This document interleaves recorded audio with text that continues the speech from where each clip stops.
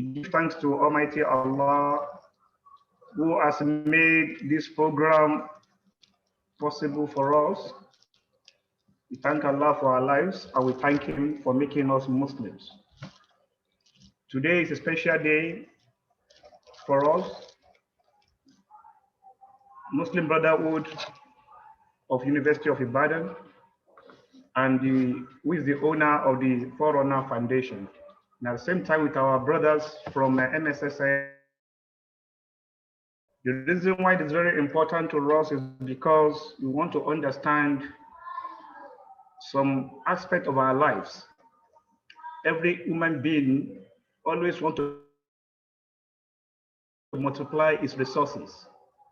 Every human being wants to multiply its wealth. But as Muslims, we are struggling to do so. We want to make sure it is within the confinement of Sharia, within the confinement of Islamic permissibility. So in that token, nowadays, as the world is growing, our lives and development in technology is not static. It begins to be dynamic. So in the recent time, we have been hearing the word cryptocurrency, and there are so many confusion about this. And we want to establish this particular program in order to seek the clarification, understanding the permissibility from the Islamic perspective from our amiable, capable hands, erudite professor and professor of repute, in person of the Professor Abdulmajid Abdrazak Alaro. Meanwhile, before we go straight to the program, I would like to open the program with opening dua from our UK-based doctor, that's a Dr. Muhammad Adeleke, to give us the opening dua within just 2 minutes. Bismillah. Dr. Muhammad, are you here? Dr. Munir? Okay. Without wasting time, I will quickly call on another brother, in case he's not here, to quickly give us our opening dua. And I will just call on Brother Ibrahim Abdulhamid to just give us the opening dua, very short one. Thank you.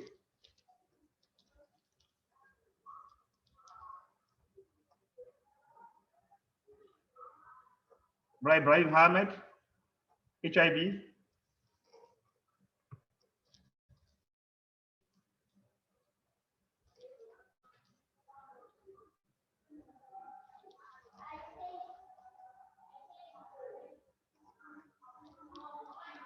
Can you please omit Brother Ibrahim so that I can give us the opening dua?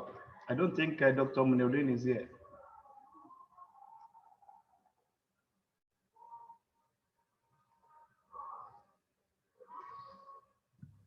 Oh, Dr. Munir is here. Dr. Munir is here. This here, yeah. Bismillah. Yeah. I couldn't unmute myself. Sorry for that.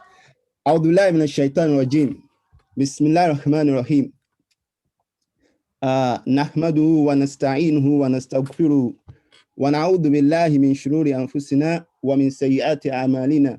Man yahdihillahu fala mudilla lahu wa man yudlil fala hadiya lahu. We give thanks to Allah subhanahu wa ta'ala who has made the organization of this lecture possible. We ask Allah subhanahu wa ta'ala to make it beneficial for us and to make it easy for our lecturer, our professor, Abdrazak Alaro, to present it in a way that will be most beneficial to us. And we ask Allah subhanahu wa ta'ala to make all of us, first and foremost, to be able to purify our intention, because that is very, very important. And in the same regard, at the end of the lecture, we ask Allah subhanahu wa ta'ala to make us among those that Allah subhanahu wa ta'ala has described in Surah Zumar, that alladhina yastami'una al-qawl fayattabi'una ahsana. Those that when they listen to a speech or an admonition, a reminder, they follow the best of it, out of the fact that the bedrock of everything is good, given the fact that they have good intention and they listen to the best of it. They take the most beneficial part of the lecture. And Allah says, those are the ones that Allah will guide, and those are the people of knowledge. So we ask Allah subhanahu wa ta'ala to make the lecture beneficial for us. And we ask Allah to preserve our professor for us. بِإِزَّةِ اللَّهِ حَوْلَ وَلَا قُوَّةَ إِلَّا بِاللَّهِ صَلُّوا عَلَى النَّبِيِّ الْكَرِيمِ. Thank you very much, Brother Munir. First of all, I want to really appreciate the effort of the Human Capital Development Committee and NSSN Shomoli Area Council for the best effort they have put into making this particular program a reality. That is very important. And again, I want to go to the next agenda, which is introduction of the two parties that are involved in organization of this event. And I'm going to call Engineer Sulaiman Lawal to introduce Forerunner Warrior Foundation. And after that, Brother Abdurrahman Sulaiman from MSSN Shomoli Area Council will also go ahead to introduce representative for this particular program from their own side. So Bismillah, Engineer Sulaiman Lawal. Alhamdulillah Rabbil Alameen. I thank every participant in this program. I am Engineer Sulaiman Lawal. I'm the current Chief Moderator for Forerunner Welfare Foundation, which we call ourselves UIMB. We are an offshoot of MSSN UI. All of our members graduated from UI at different times. And then we have come together primarily to see how we can support MSSN UI, support ourselves, and support the growth of the Muslim Ummah generally. So we've been around in the last 5 years, since 2016. We are made up of, like I said, we are from UI. So basically we all had our first degrees in UI. And then today we have about 50 PhD holders amongst us, about 48 double master's holders, and then a couple of people doing well in different facets of life, from ICT, from pharmaceutical to engineering, like just myself. I'm an engineer. We have a lot of energy sector, oil and gas, a lot of people in telecom.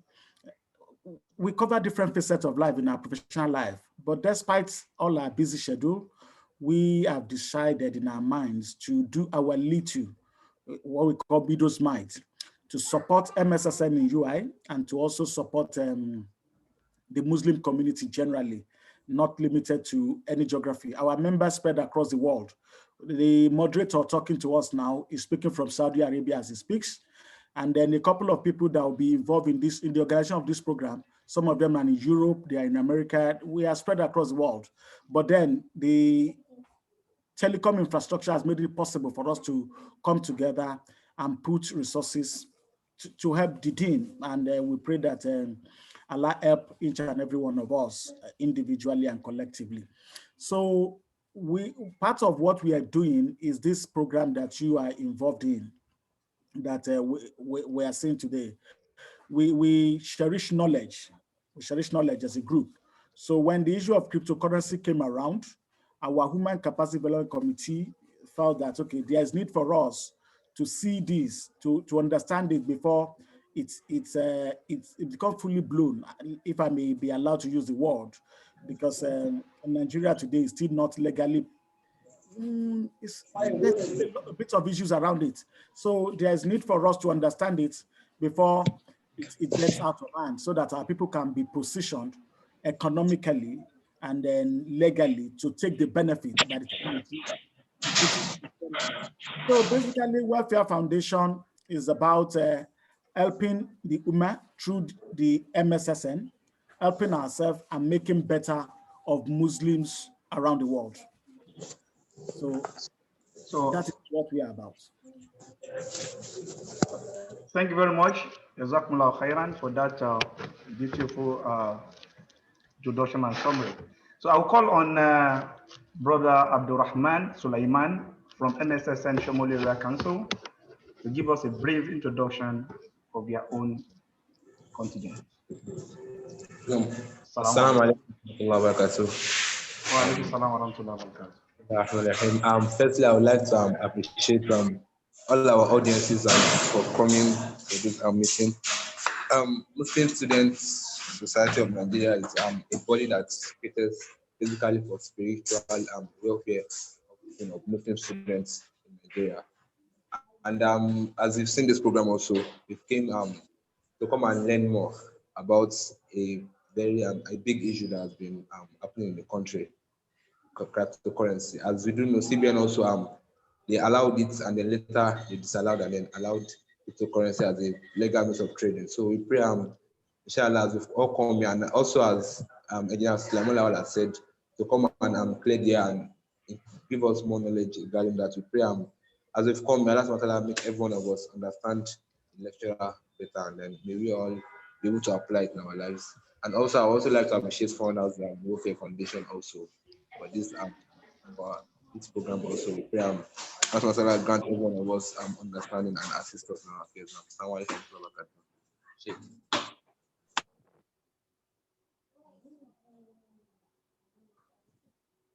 Wa alaikum salam wa rahmatullahi wa barakatuh. Dr. Maruf.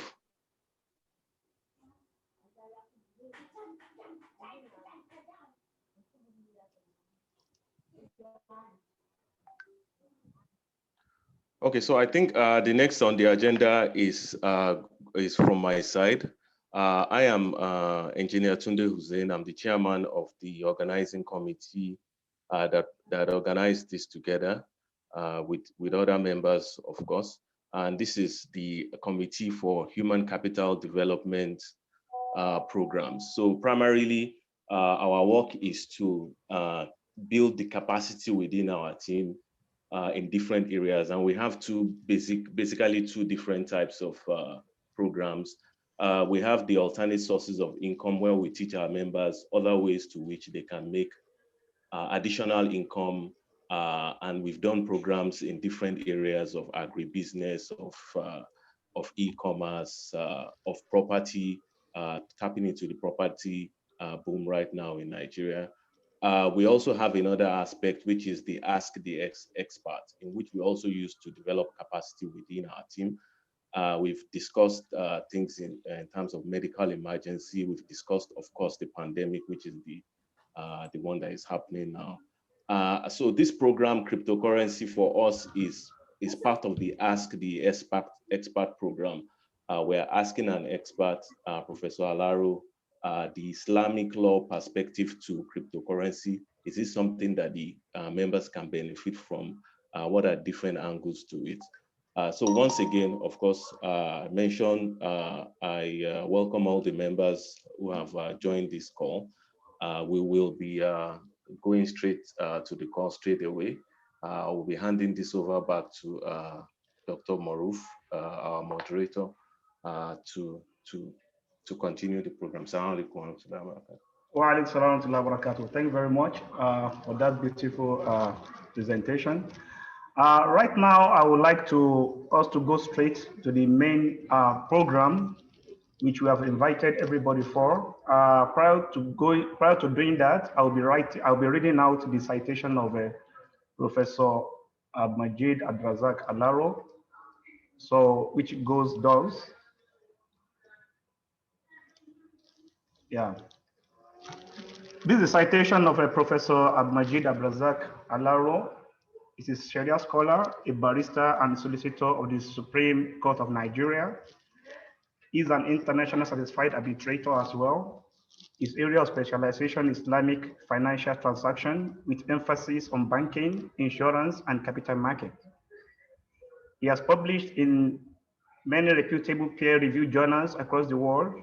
Currently, he is the professor and head of the Department of Islamic Law, Faculty of Law, University of Ilorin, Nigeria, where he has been teaching for over a decade Islamic law of contracts, Islamic property law, Islamic company law, and principle of Islamic jurisprudence known as Usul al-Fiqh. He's a consultant, editor, or reviewer to a number of academic journals in Europe, Asia, and Africa.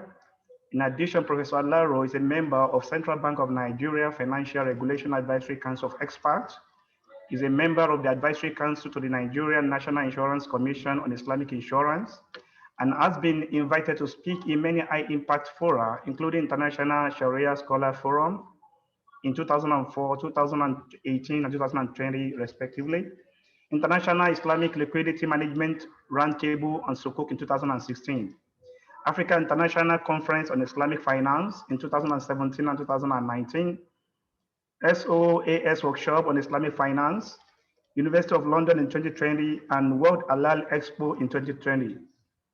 He also heads the Research and Translation Committee of the Union of African Muslim Scholars with headquarters in Bamako, Mali. Professor Alaro is an alumnus of Islamic University of Medina, Saudi Arabia, where he graduated with a first-class degree in 1993 and was listed in 2017 as one of the most outstanding alumni of the university worldwide. 2018, Professor Alaro was announced as the overall winner of an annual international research competition organized by CDA Riyadh, Saudi Arabia. He speaks and writes fluently in both Arabic and English. And that is the end of citation. And I'm going to add that he has contributed to translation of Quran from Arabic to Yoruba language, but he doesn't want to add that one for whom we know he is. May Allah subhanahu wa ta'ala continue to preserve him on khair, and Allah give us the proper understanding of what is going to dish out today in his presentation of the lecture, Cryptocurrency Islamic Perspective. Right now, the floor is open for our erudite scholar to begin his presentation. You're welcome, sir.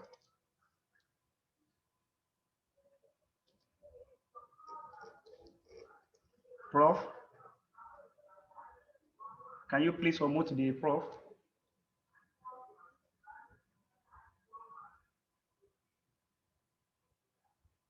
Hello?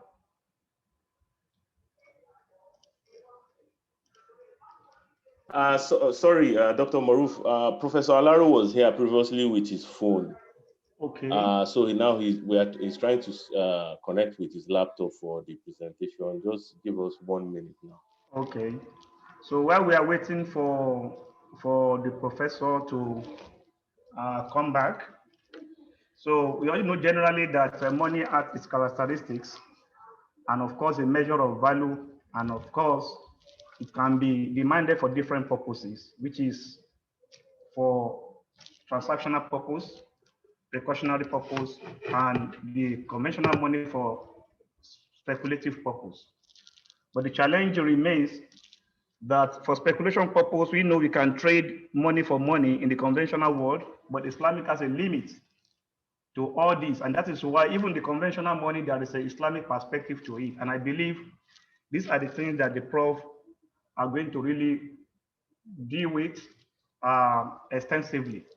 So we hope it's going to be a very good additional knowledge for every one of us. And of course, Islamic Sharia is quite very important, and all our lives should be, should be around this particular, we should have a kind of limitation based on the limit of the Sharia if we want to be good Muslims. We pray to Allah subhanahu wa ta'ala to make it easy for every one of us to live by Islam. And we hope it's going to be a very beneficial lecture for us in this world, likewise in the hereafter. We hope the Prof is now here.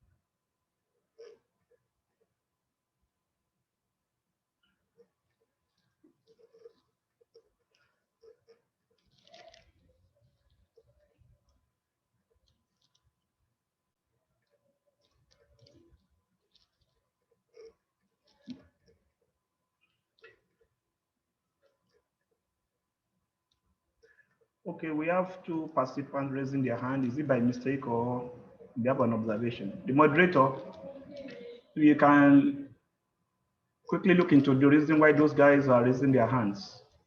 Is it by mistake or by? they have a concern.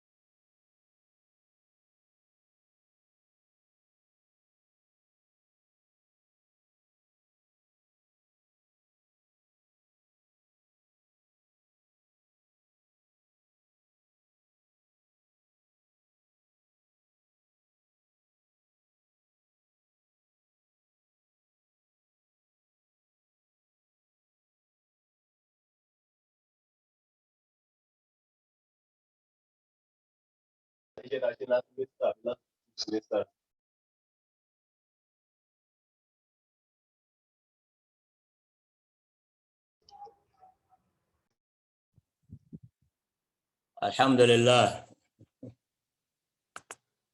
Assalamu alaikum.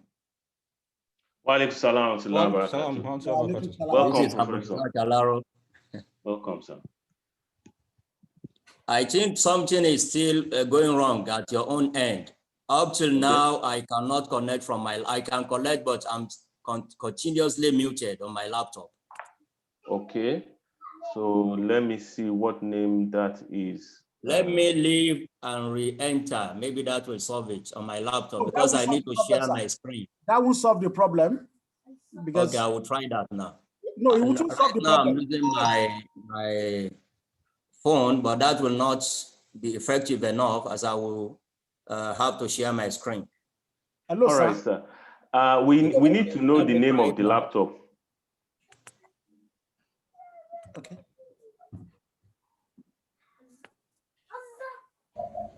Hello. Hello, sir. The name on my laptop will appear in Arabic. Take note of that.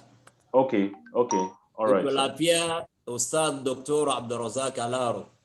All right. Not in English. Okay. And this is another problem. The meeting has reached the maximum capacity.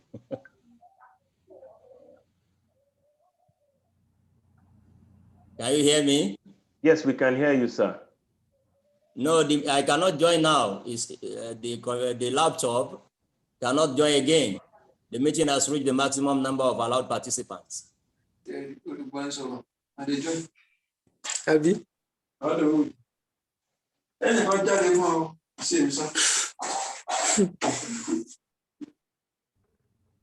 Alternatively, I can continue to use my phone, but unfortunately, you won't be able to see my screen.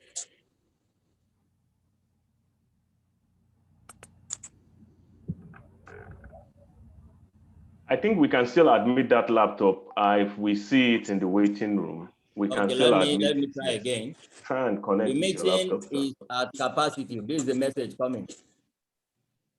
Test added.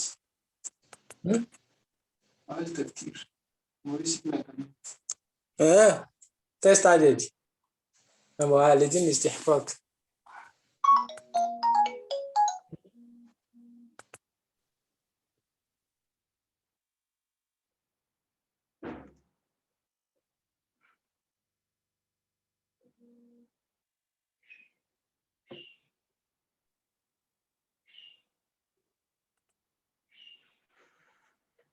Hello, Professor. Is the laptop in now? No, it's saying it cannot enter. It has reached the maximum capacity. Okay, let's see. Is either you ask somebody to log out so that I can come in, or you change my status from a mere participant to perhaps a guest or organizer or something of that nature.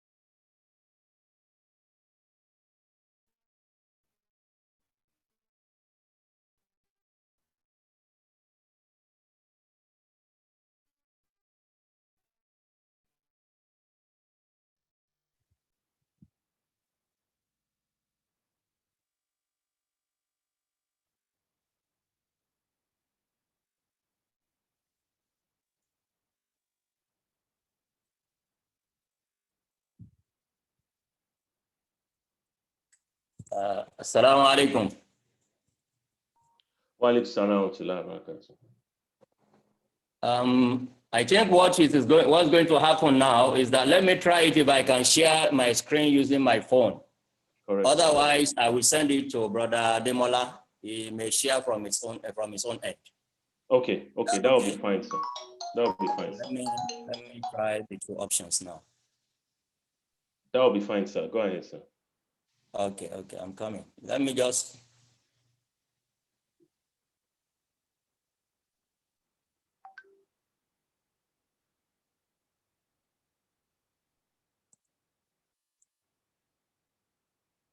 Can you see my screen? Yes, we can see your screen. Okay, alhamdulillah. But we are not seeing the presentation on your screen. We can only see your phone. 16 people entered the waiting room. Okay.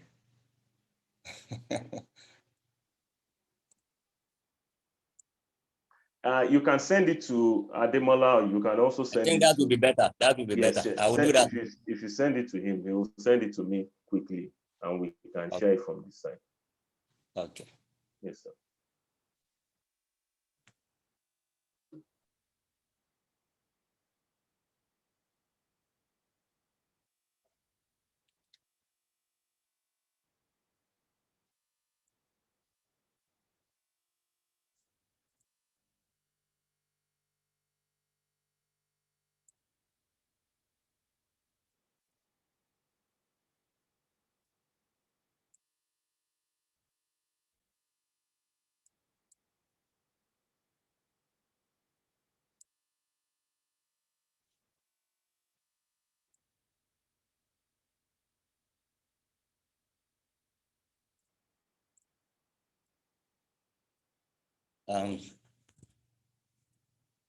Assalamu alaikum.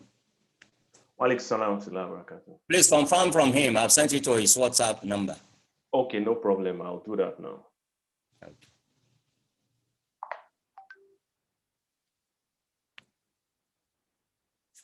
And you have 74 people waiting in the lobby. Yes, we'll admit them now. Okay. Once we will sort this out very quickly. Okay.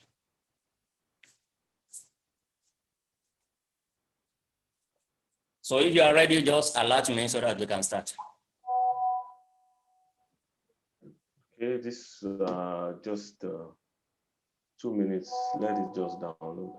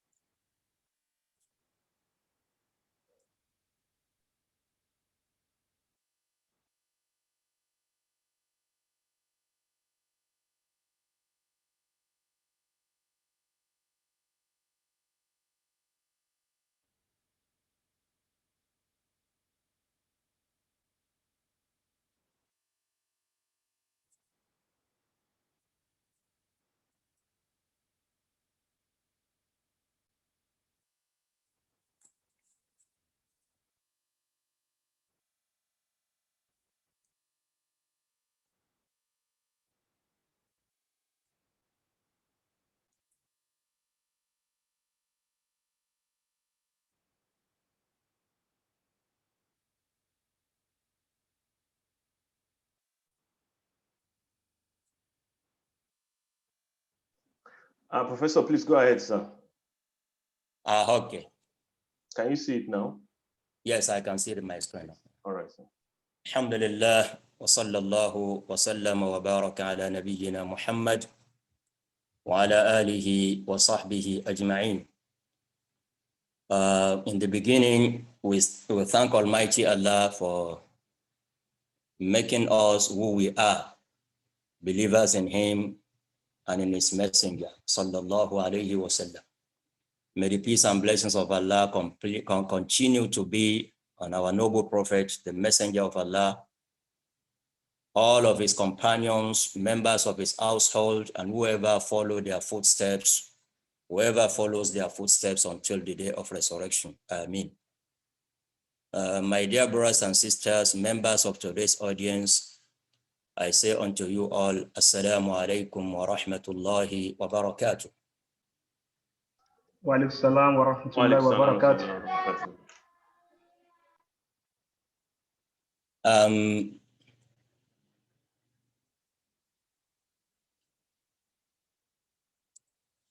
Let me begin by saying this. You see, what we have witnessed this morning is a perfect manifestation of the issue we are to discuss. Those who invented cryptocurrency, they are actually trying to run away from being regulated. And what we have just seen this morning is an offshoot of over-regulation of today's lecture. You have decapacitated the abilities of participants to unmute. You have decapacitated their ability to even start their own video. So this is a manifestation of what led into the birth of cryptocurrency in the first place. People want to be free. They don't want to be over-regulated. So it's a perfect example of what we are going to discuss. Having said that, I think I'm being heard. Yes, sir. We are following you, sir. We over-regulated this meeting. We are following you, sir. That's exactly what happened this morning. You over-regulated, We are hearing you. and this is what the inventors of cryptocurrency, they did not want that.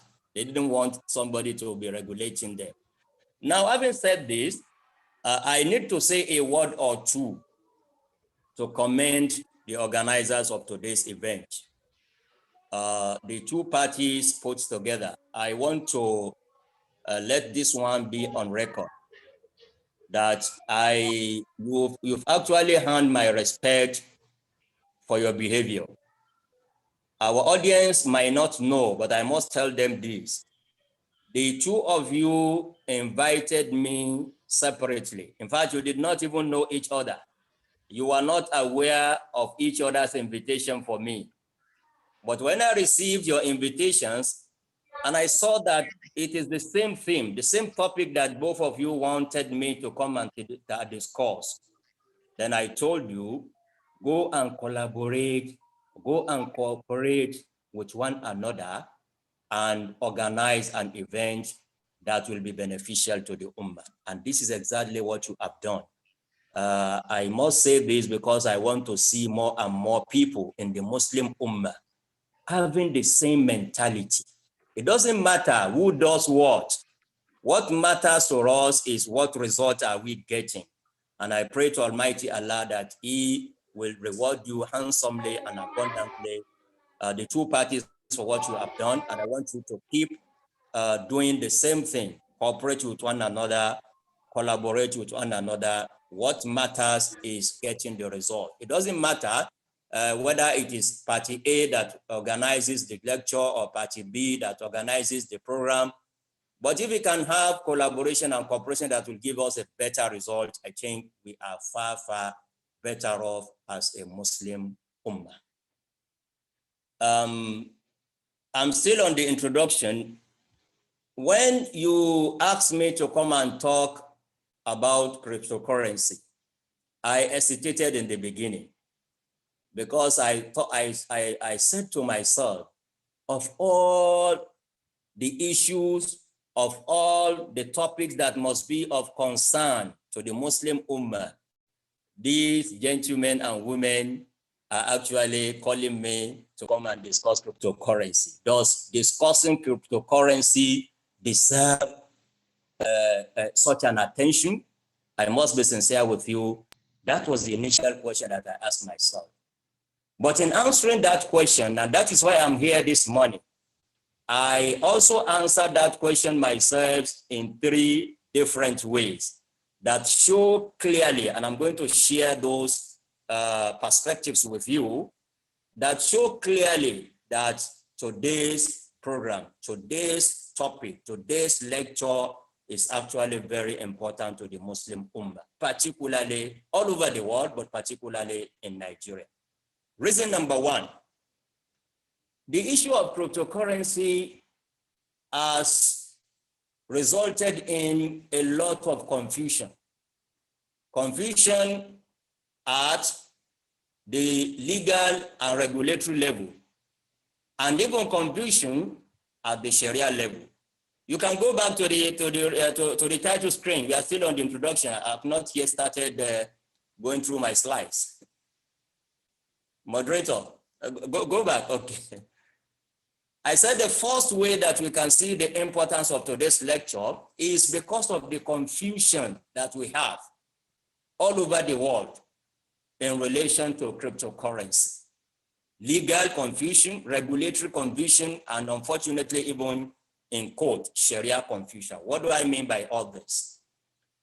When you hear of a country like Nigeria, last month in February, the Central Bank of Nigeria came up with a regulatory requirement to all banks in Nigeria that it has become illegal to facilitate payment through cryptocurrencies in any transaction in Nigeria. So that is the position of a country like Nigeria. But if I must tell you, another country like United States of America, even America has holdings, crypto holdings up till today. And today is 27th of March. By next tomorrow, on 29th of March, America has already announced that it is going to auction to sell some of its crypto holdings to members of the public. So where are we heading? A country is prohibiting and another country is legalizing, and even buying and selling a country as big, as important as the United States of America. On 29th of this month, that is the day after tomorrow, it is going to even auction a number of its cryptocurrency holdings to members of the public. So we have that confusion, even at the legal and regulatory level. Even at the Sharia level, we are not left out. Countries, Muslim countries like Egypt, like Turkey, the Sharia authorities in both countries have issued fatwa to declare cryptocurrency as haram. In Egypt and Turkey, two prominent Muslim countries for that matter. The Sharia authorities in those two countries have declared cryptocurrency to be haram, that you shouldn't trade in cryptocurrency. Now, when you look back at the other country, also a predominantly Muslim country and a very important one, especially when we talk in terms of the financial services, Islamic financial services.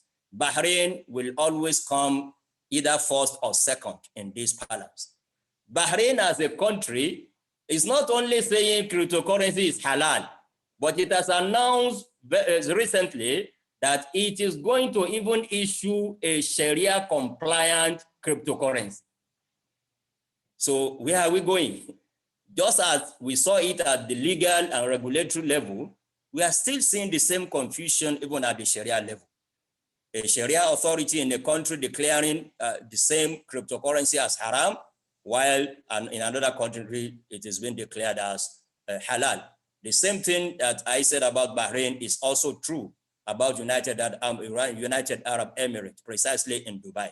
So we have that confusion. That is part of what convinced me that I should honor your invitation to come and talk to the entire Muslim Ummah from the Islamic perspective, Islamic law perspective of cryptocurrency. So I said in 3 ways. That's just the first one. The second one that led me into thinking that, oh, what these organizers are calling me for deserves my attention and about the attention of the entire Muslim Ummah, is about the size of the cryptocurrency market itself. One of those cryptocurrencies, because we have many currencies, cryptocurrencies, Bitcoin happens to be the most popular, the most famous among people. If I should tell you that Bitcoin alone has a market capitalization of $1 trillion as of today. So you are talking of a very big, a very huge market.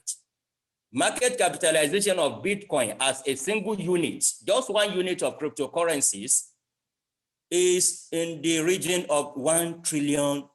That's a very huge amount of money that it will be difficult to say or to tell Muslims to close their eyes and not to look in that direction. It will be very difficult unless you have a very strong reason for saying so. So this is the reason number 2 why I thought, really, I agreed with the organizers that, yes, we should come and discuss cryptocurrency from the Islamic perspective. The third and final reason why I agreed to be here this morning is because we are talking from Nigeria. I know we have participants from all over the world, but the organizers are based in Nigeria.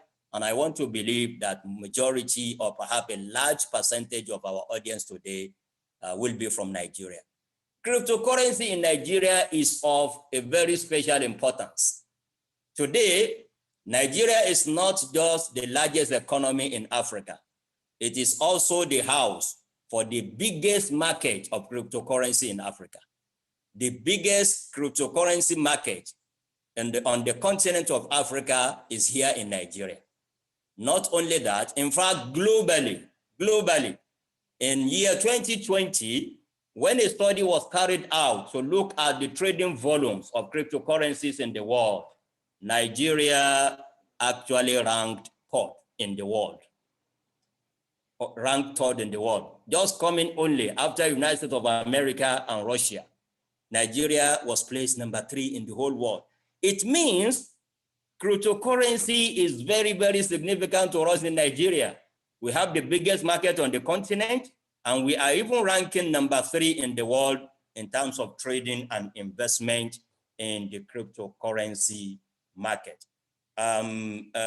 So I think with those 3 reasons, you will agree with me that, yes, we have a very good ground of coming to discuss cryptocurrency from an Islamic law perspective. Before I move on, I said Nigeria is the biggest market today in Africa and ranking number 3 in the world. That should be a source of concern, not just Sharia concern, but I think there is a strong need for us as a nation to assess the immediate and remote implication of this economically on our economy.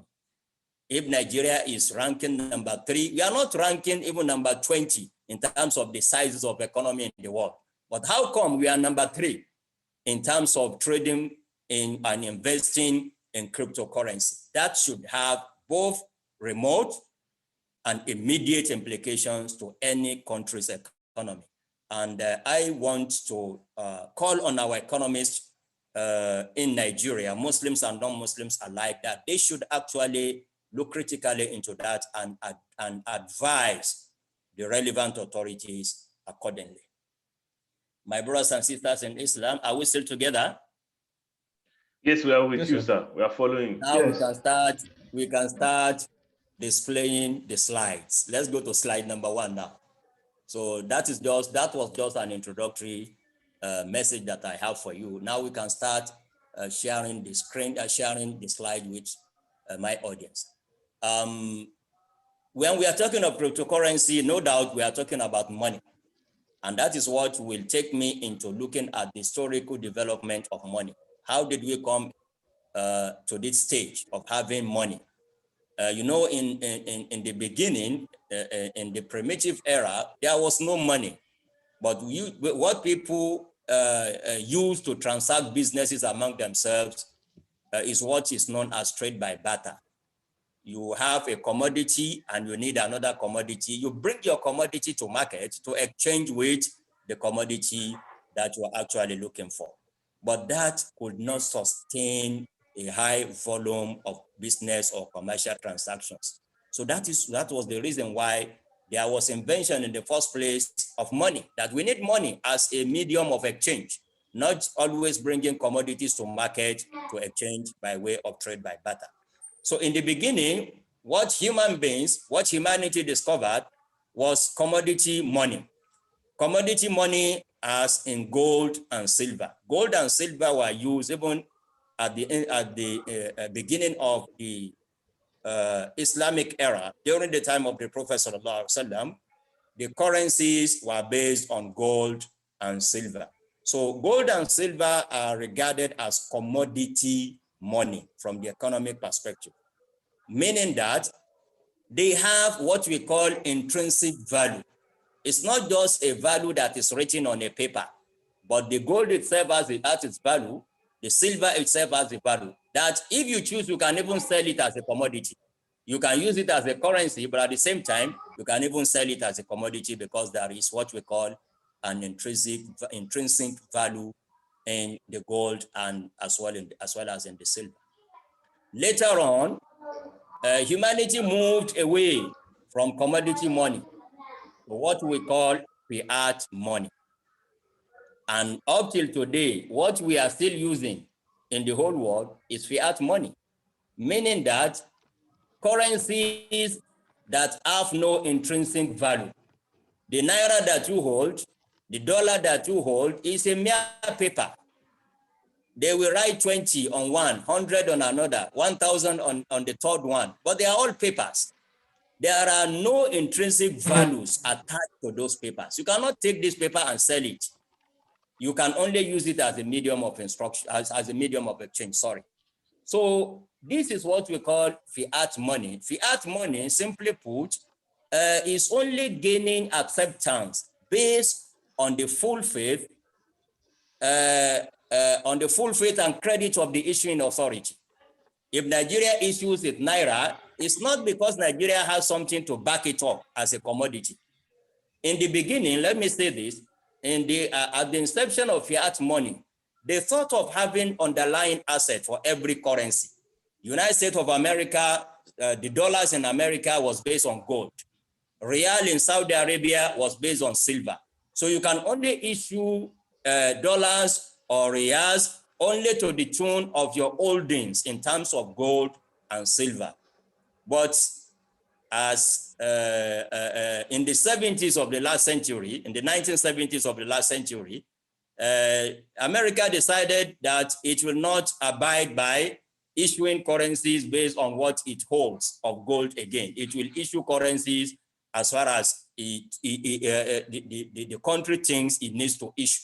So that actually brought to an end the issue of linking or tying fiat money to commodities like in gold and silver. So what we have up till today, like I told you, they are mere papers. They are mere papers. But because they are being issued by government, by authorities, they gain acceptance, wide acceptance all over the world. So all of a sudden, just about 12, 13 years ago, not so long, about just 12, 13 years ago, another money evolved. Another form of money evolved. And that is what we are going to discuss today.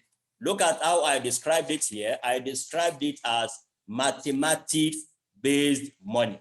And that is the truth. Cryptocurrency and other virtual currencies, they are actually mathematics-based. Is a money that you will only get if you are able to solve very complex mathematical equations. We shall come to that later, inshallah ta'ala. So this is what we have in the evolution or revolution of money as far as human beings are concerned. It started from commodity money, moved to fiat money, and today we are having mathematics-based money, money coming from mathematical equations, very complex equations. The next slide. The next slide, moderator. Now, what is a cryptocurrency?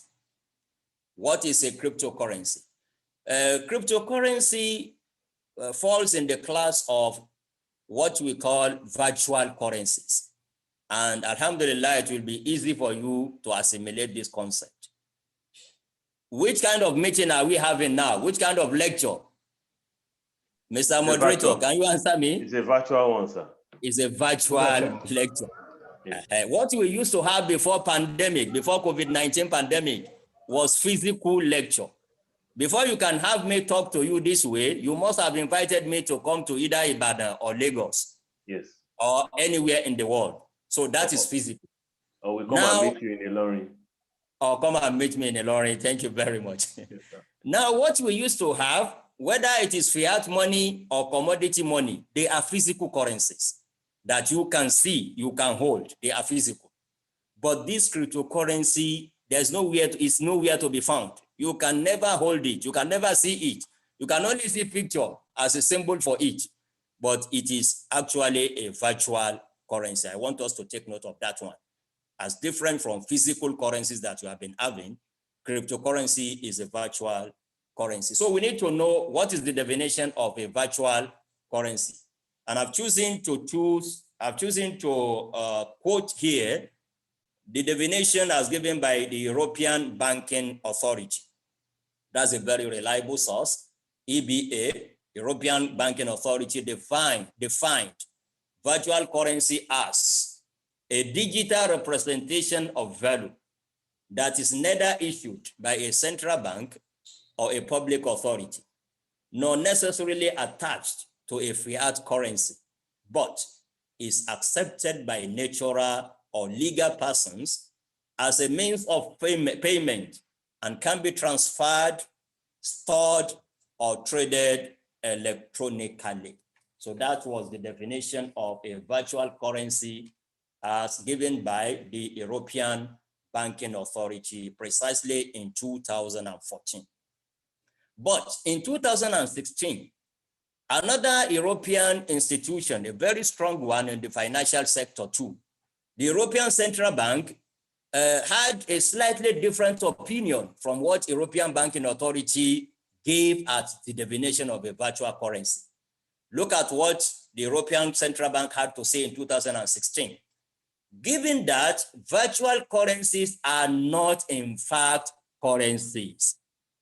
Virtual currencies, according to the ECB, the European Central Bank, they are not currencies. And this should be underlined because this is part of what will form the basis, the Sharia basis of our judgment on whether to trade in or not to trade in cryptocurrency. So this is coming from the European Central Bank that they are not currencies.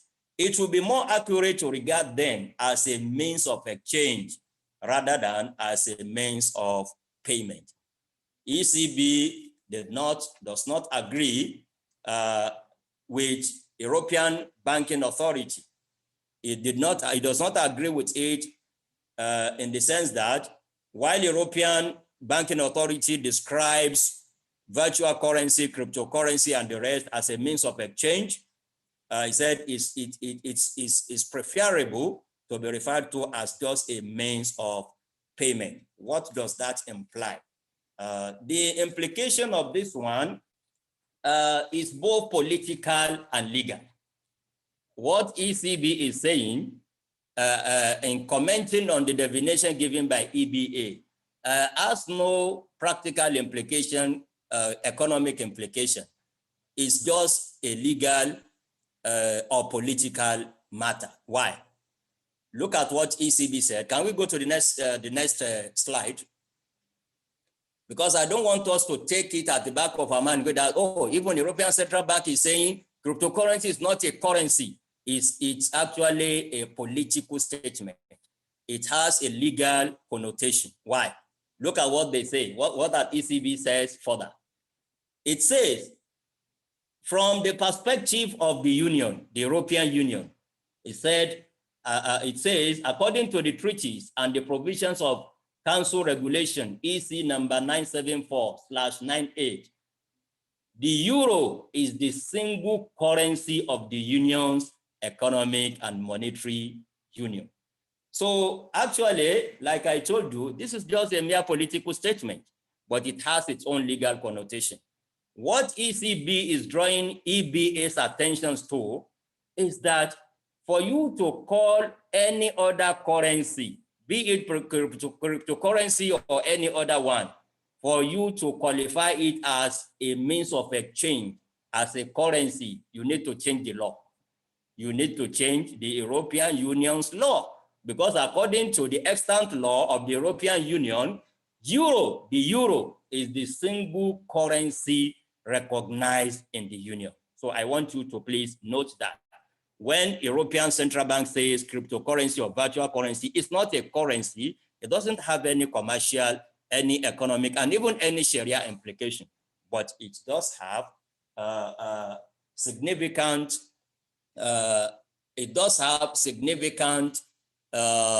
political and legal implication, like I said in the beginning. Please give me 1 minute.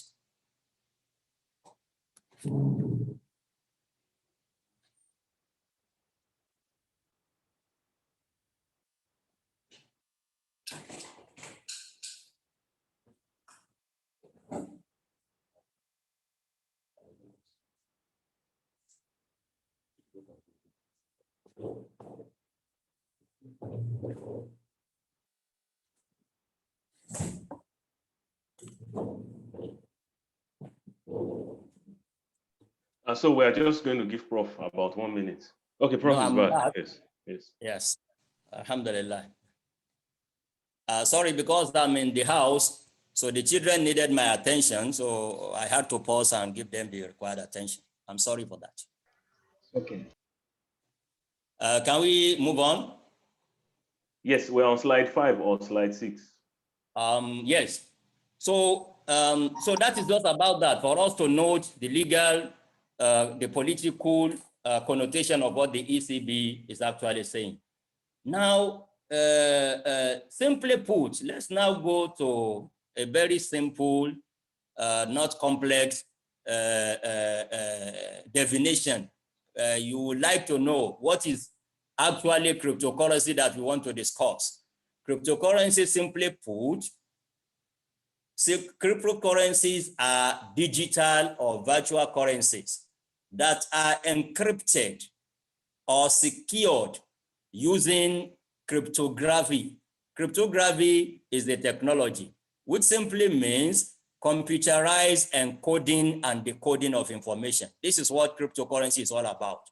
They are all about codes that need somebody to encode and another one to decode. So that is why, you know, the name is even coming from that technology. The technology is called cryptography, and what emanates from it is called cryptocurrency. So simply put, cryptocurrency is a digital or a virtual currency that is encrypted using cryptography, and it can be stored, it can be created, it can even be traded electronically. So I think with this, we must have had adequate insight about what exactly is cryptocurrency before we move to the next level of our discussion. Now, at this point, I need to mention a very important thing. When you mention cryptocurrency to an average person today, his or her mind goes to what? Goes to Bitcoin. Isn't it true, Mr. Moderator? Yes, sir. It's Yes. Bitcoin that comes to mind first. Yes, if you mention cryptocurrency to an average man or woman anywhere in the world, the mind goes to Bitcoin. But I must tell you, we have hundreds, not tens, hundreds of cryptocurrencies in the world. We have them in hundreds. But why is Bitcoin so popular? Yes, it deserves it, because Bitcoin was the first cryptocurrency in the world. The first cryptocurrency to be invented in the world is Bitcoin. And in fact, as I call it in this slide, I even refer to Bitcoin as the king of all cryptocurrencies. From any angle that you look at it. You see, I told you earlier on that the market capitalization of Bitcoin is $1 trillion today. The closest one of all other cryptocurrencies, I think, is Ethereum, will be just in the range of very, very far from this figure, very far from this figure. Okay, for example, as I checked a few days ago, the current price a few days ago of one Bitcoin was 55,000 US dollars. Imagine 55,000 US dollars. The next closest one to it in terms of wealth is Ethereum, and it only costs just about less than $2,000. You can see the huge difference, less than $2,000 to $55,000. So if people are taking Bitcoin to be the representation of cryptocurrency, then they are not too wrong, because one, it was the first to be invented, it is the most popular, it is the biggest in size, and it is even the most traded. Even in terms of trade and investment, it is the most traded all over the world. Why am I saying this? Is that henceforth, after this slide, I will be narrowing my discussion to Bitcoin as a representation of other cryptocurrencies, because this time at our disposal can never be sufficient for us to talk of every single cryptocurrency and their characteristics and features before we now talk of the Sharia rule on them. It is impossible. within the period of just 1 hour, 1 hour, 30 minutes. But I must assure you that Bitcoin is actually a perfect representation of all other cryptocurrencies. They are similar to Bitcoin in most of the characteristics and features. So if you understand the rule of Sharia on Bitcoin, we can equally transfer same to other cryptocurrencies. Which slide should I move to, sir? We're on slide 6. Which slide should I move it to? 6 now, we are on 6 now. 6, okay, all right, sir. Features of cryptocurrencies, we move quickly on that one. From the foregoing, at least from what I've explained so far, the definitions, the explanation about what is a virtual currency, a cryptocurrency, Bitcoin, we can deduce the following pieces of information. 1, cryptocurrencies are digital, fully electronic. There's no paper. Unlike fiat money that you can have both electronic and paper money. You can have your electronic money stored in your ATM card or in your credit card, in your debit card. So it's possible for fiat money to be in both forms. But as far as cryptocurrencies are concerned, they can only be digital, fully electronic. Number 2, cryptocurrencies are private. They are not issued by any government or any constituted authority. The narrative is changing gradually now. Like I told you, Bahrain has announced that it is going to issue its own Sharia compliant cryptocurrency. And I think some other countries are thinking in that direction too. But as far as we know, up till today, of all these cryptocurrencies that are in hundreds, none of them is issued, or most of them are not issued by government. Especially, like I told you, we shall be focusing on Bitcoin. Bitcoin has no any authority behind it, no government, no constituted authority behind the creation and the invention and even the trading or investment in Bitcoin as the most important cryptocurrency. Characteristic number 3, no intrinsic value. We've said that one. Commodity money has intrinsic value. Fiat money is similar to cryptocurrency in the sense that the two of them have no intrinsic value. Feature number, is it 4 or 5 now? 1, 2, 3, 4, 5. Yes, number 5. No physical existence. Like I told you, you can only see a big B as a symbol for a Bitcoin, but you will never see any Bitcoin being held anywhere in the world. Nobody can claim that this, what I'm holding, is a Bitcoin unit. No physical existence whatsoever. And feature number 6, which is very, very important, and it will be part of what we shall consider to arrive at the Sharia ruling on cryptocurrency, the anonymity in cryptocurrency. You see, it is possible to send, receive cryptocurrencies without giving any personally identifying information. You can hide your identity. You sell and buy in millions, in billions, and nobody will know who you are. Whether you are a responsible member of the society or even whether you are a criminal in the society. The cryptocurrency world gives you that liberty of hiding your identity. And this is one of the very important features or characteristics of cryptocurrencies. The next slide, slide number 7. The types of cryptocurrency, we won't waste time on that one. Principally, there are 2 types. There is what we call altcoins. Altcoins means alternative coins to Bitcoin. Like I told you, Bitcoin was the first to be invented. But other people, other engineers benefited from the same mechanism, from the same protocol used by the inventor of Bitcoin to also come up with something that can serve as alternatives to, with things that can serve as alternatives to Bitcoin. And those ones are known as altcoins. The other type of cryptocurrencies is what we call tokens. Tokens, unlike, okay, we can, okay, let's go to the next slide so that I can give you examples of the two to make it clear. Are we on that slide number 8? Yes, we're on slide number 8. Yes, I've already explained the first line. They are mere alternatives to Bitcoin. That is the meaning of altcoins, alternative coins. Some examples of the altcoins in circulation today are, we have Namecoin, we have Peercoin, we have Litecoin, and the rest of them. You see, all these altcoins, they are based on the same protocol, the same protocol of Bitcoin. But we have beginning to see other altcoins, alternative coins to Bitcoin also using a different protocol.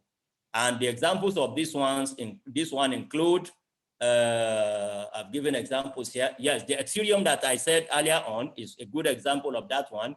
It's an altcoin, but not using the same protocol as Bitcoin protocol.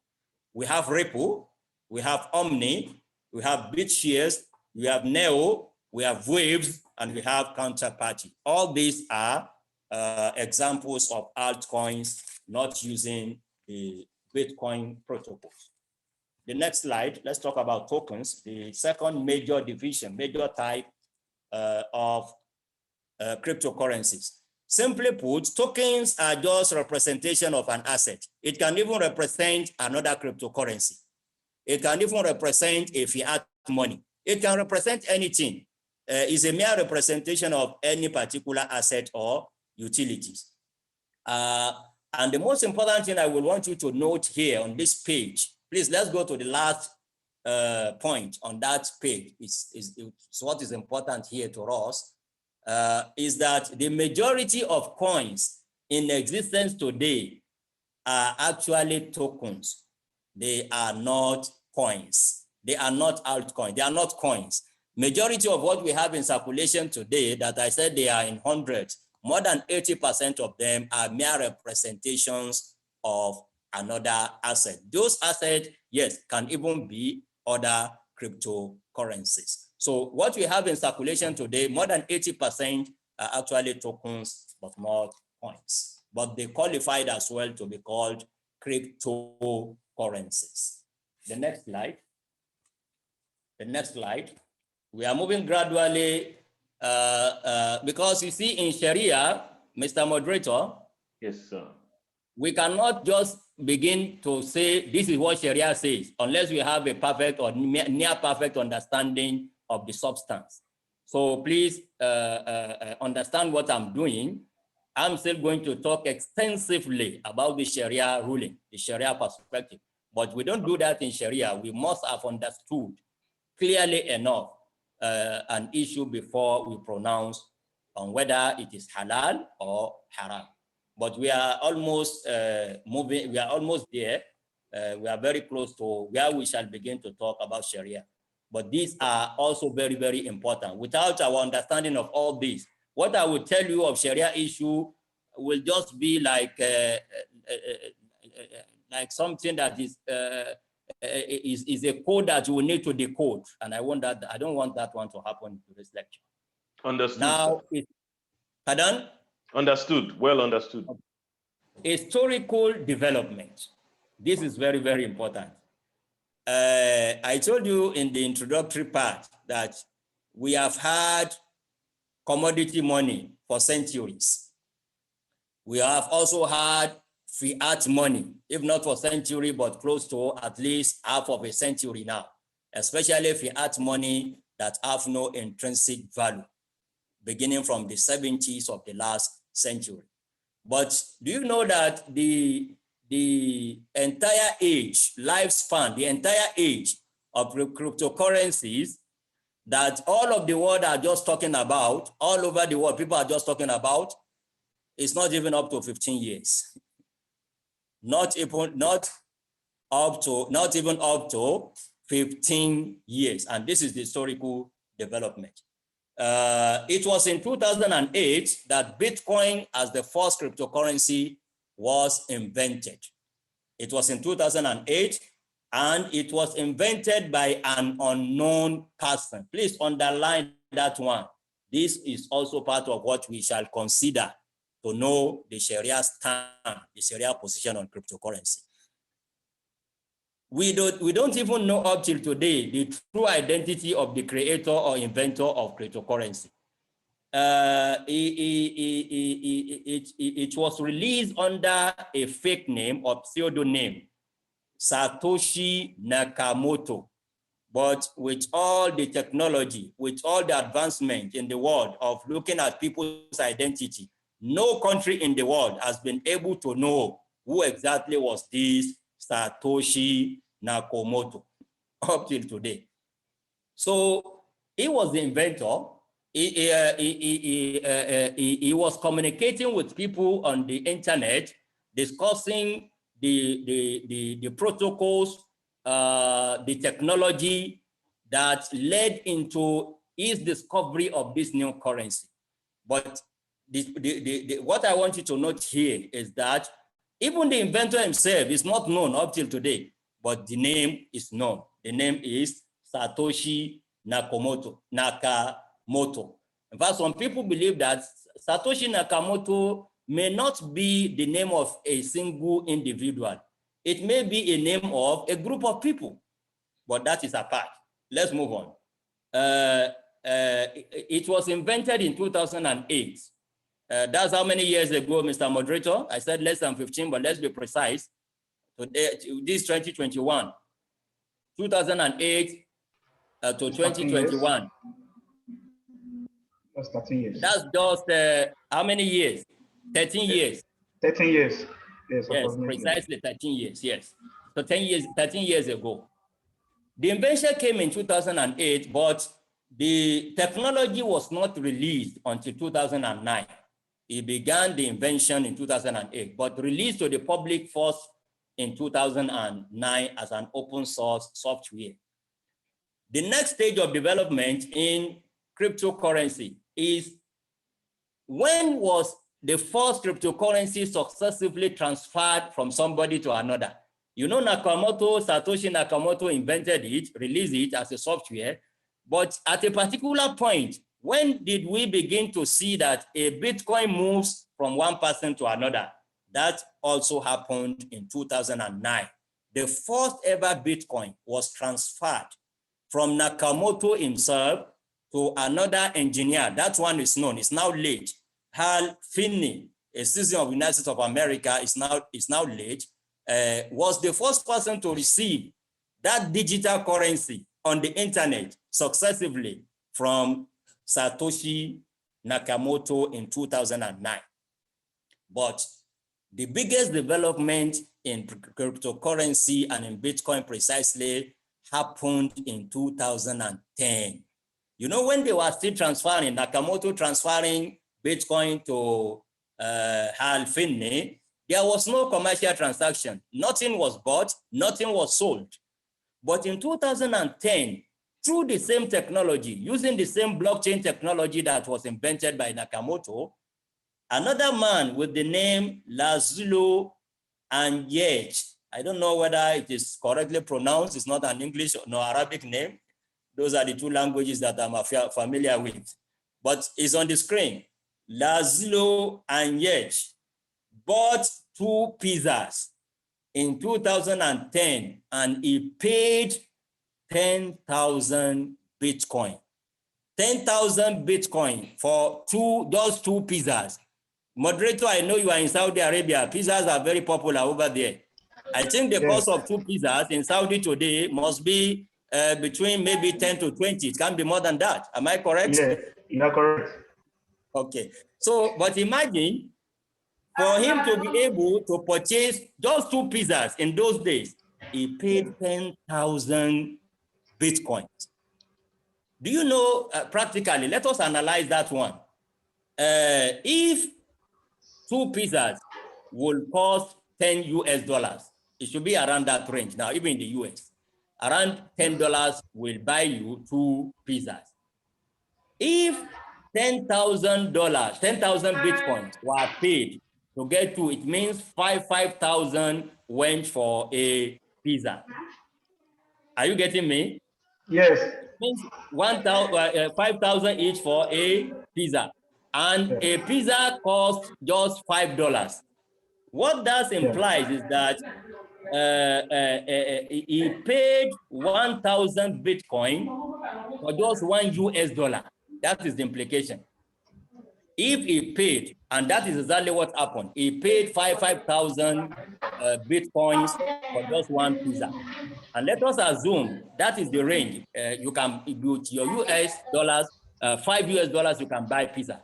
It means 5,000 went for a pizza. It means 1,000 Bitcoin was equivalent to just one US dollar. I'm not saying 1,000, just $1 US was worth 10,000 Bitcoin. But look at what we have today. The reverse is the case now. 1 Bitcoin is equal to 55,000 US dollars. Not even 1,000, not even 2,000. So you can see the phenomenal growth in the wealth and in the market of cryptocurrency. And with this, you will understand why it will be difficult to just tell people don't go and trade in cryptocurrency. If something can move at such a phenomenal rate from just being 1,000 Bitcoin to $1 US dollar, and within a short period of just 13 years, it becomes 1 Bitcoin, not 10,000, not 1,000, just one, is equal to 55,000 US dollars today. That's unbelievable. That's unbelievable. So the last statement, I think I've talked about that one. Nakamoto's identity, real name, and even nationality remain unknown up till today. Although in some of his communications with people before 2010, he claimed to be a Japanese, but people are doubting that today. Because how could a Japanese come up with a currency, a cryptocurrency? I think your voice is gone, or is it me? You can't hear me again? We can still follow you, sir. Go ahead, sir. Okay. Yes. I said his identity, real name, and even nationality, they are all in doubt. He claimed to be Japanese, but people are even pointing at some elements of doubt in that one because he invented the cryptocurrency and gave it a symbol, not in a Japanese letter. You're letter. hearing us, I think your voice is gone. Hello? Dr. Maruf, I think it's from your side. I can still hear proof. Yes. Okay. Go ahead, sir. Can I continue? So his identity, you are talking about his identity. Yes, I said he claimed to be a Japanese, and the name sounds like a Japanese name, but people are doubting even that one by saying, how come he did not give a Japanese letter to be the symbol of that cryptocurrency, but use actually a Latin letter, a big B, to be the representation or symbol of the cryptocurrency that he invented. Anyway, by the way, what is most important at this point is to note that Nakamoto, whether it was a single individual or a group of people, disappeared since December 2010. Nobody has of him or her or them up till today from December 2010. And that should be a major source of concern economically, legally, and even Sharia-wise. The next one. Okay, we have just 2 slides more before we move to the Sharia talk. The key concept, I've talked about various aspects of cryptocurrency, but there are other concepts that I've not mentioned, and I would like to mention them quickly because we will need them when we come to talk about the Sharia issues. 1, blockchain technology. What is blockchain? Cryptocurrency relies 100% on a particular technology, and that technology is known as blockchain technology. It means a digital ledger. It's just a record of transactions like a ledger, but it's a digital one, that's first. Secondly, it is distributed. It is duplicated to all members of the network. No matter how big the number is, you will have the same copy of that ledger with you.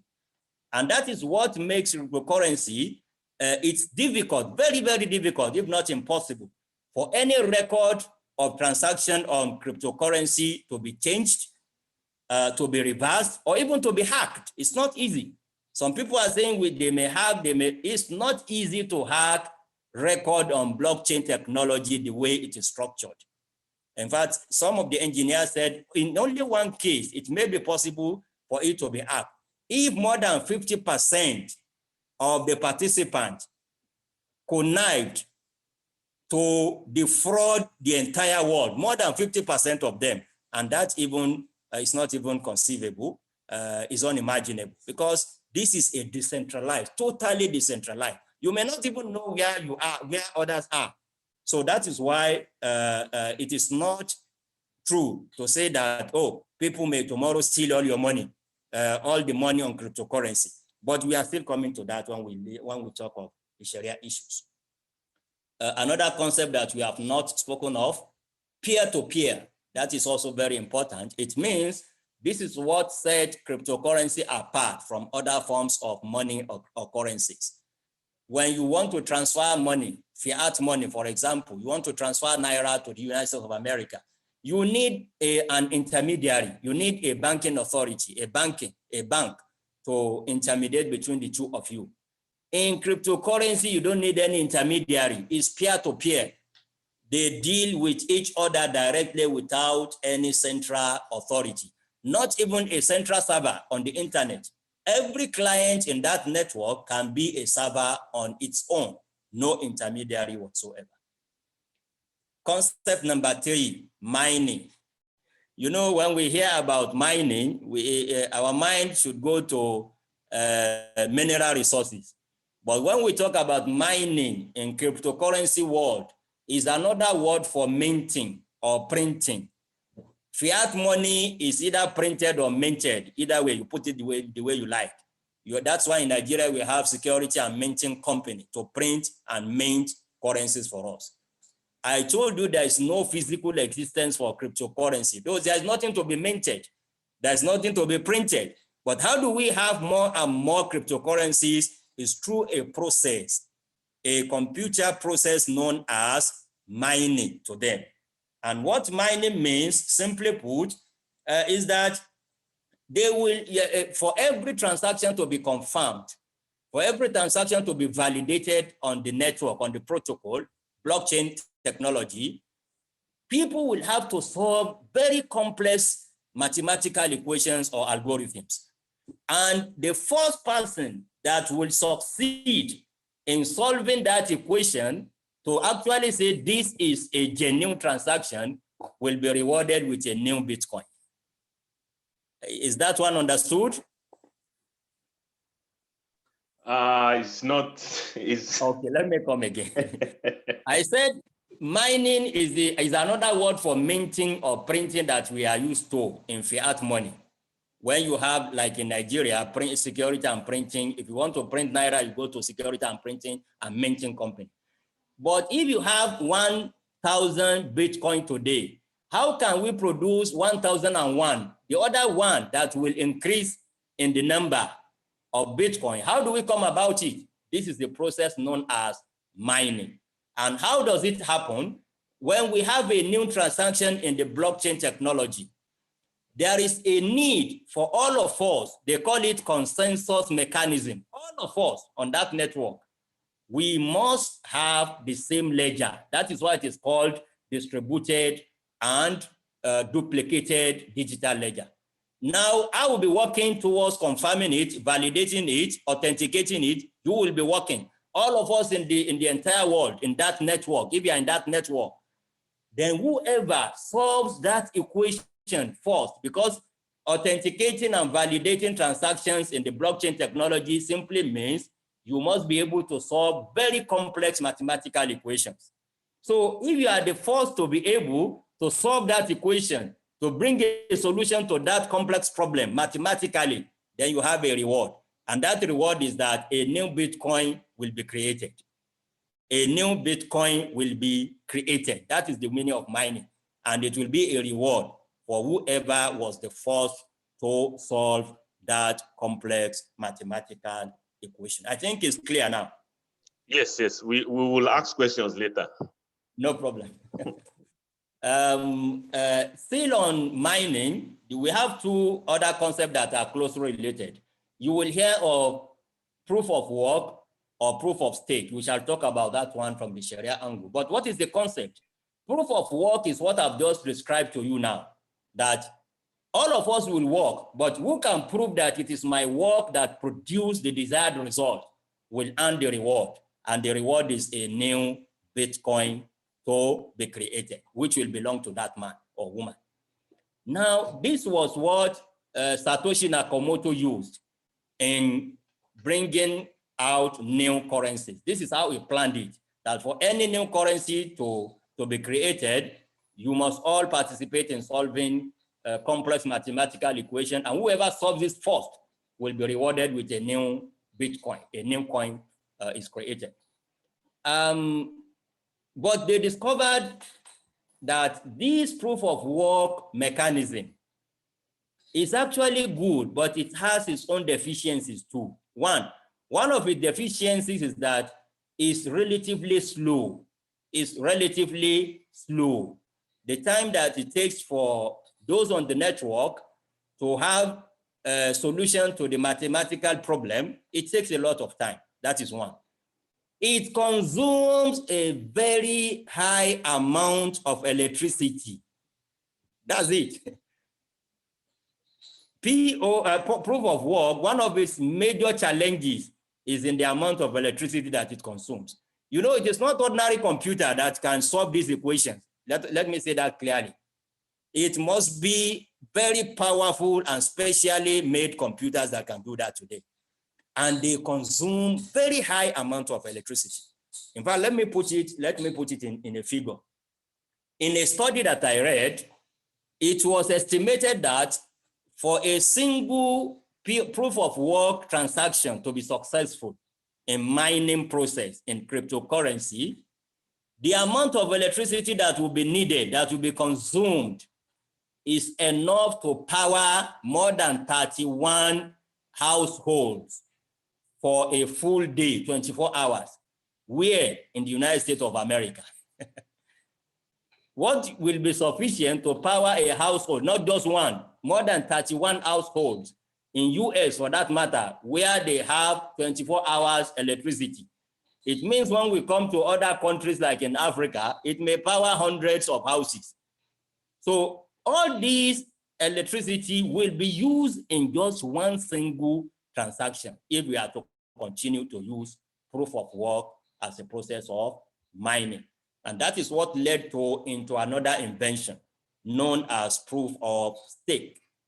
In proof of stake, you consume less electricity. It is also faster than proof of work. But the problem here, and that is what brings the Sharia issue in relation to this one, is that proof of stake, you must take money. You must have a stake.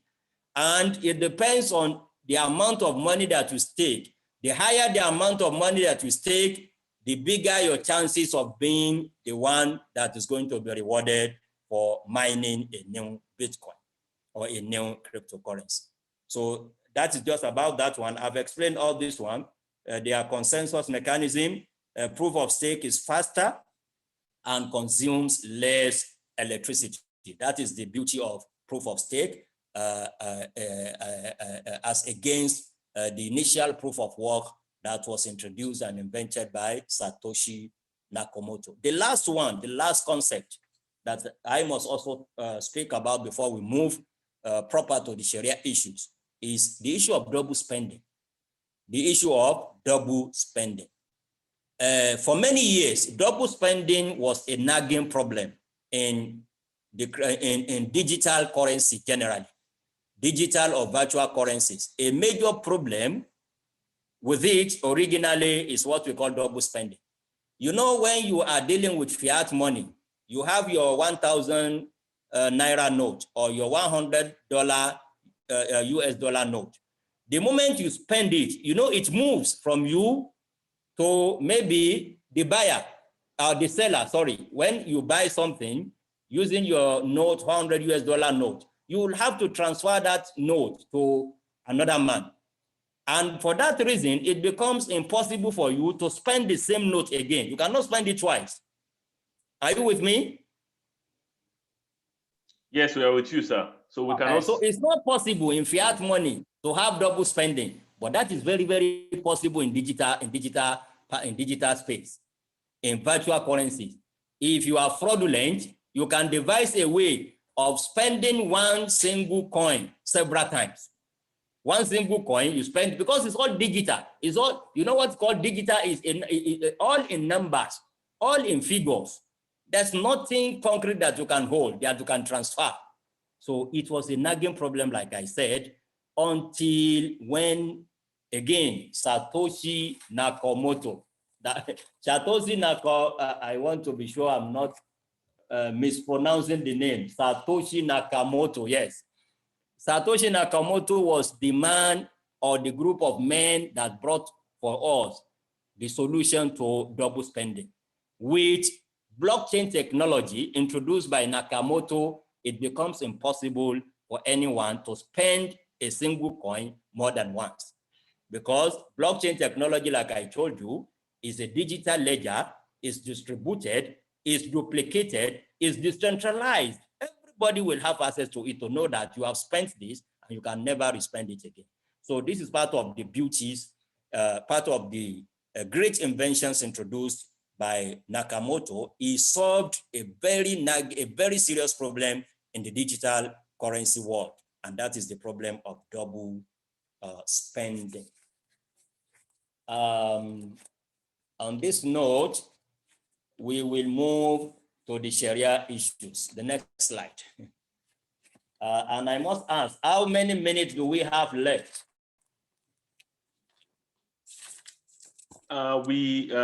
Professor, we plan to end it before Zuru at most, plus question and answer.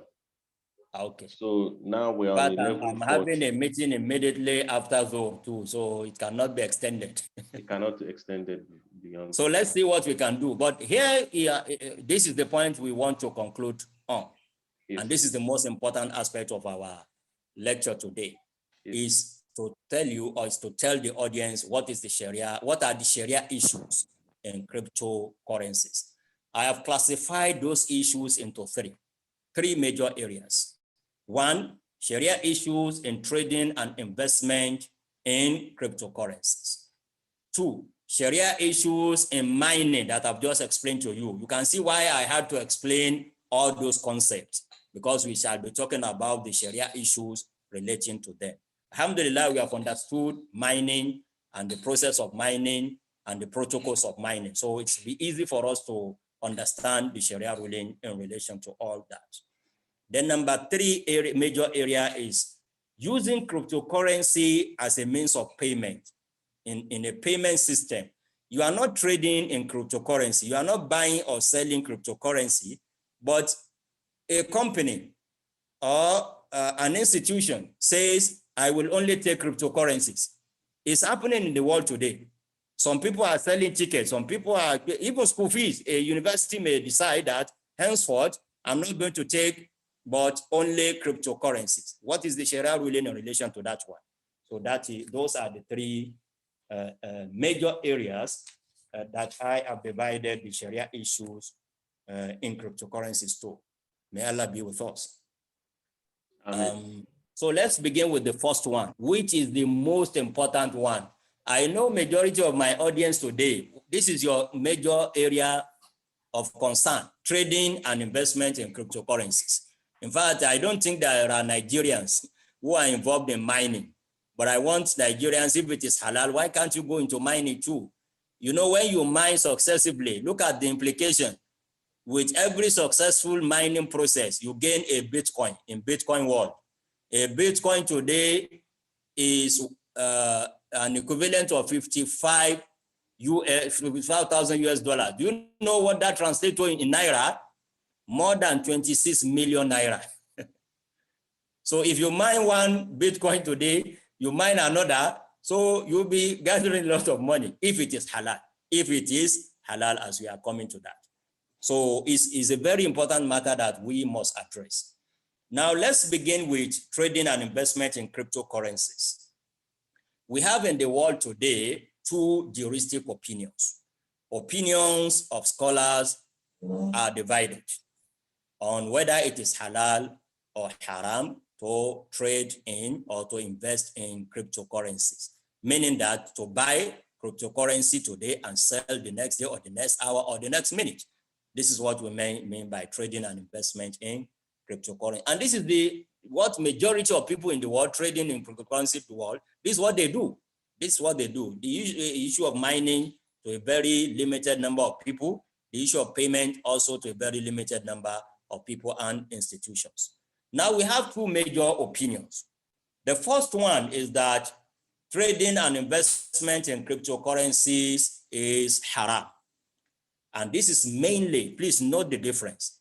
I've studied where those fatwas are coming from. And my conclusion is that it has an implication too.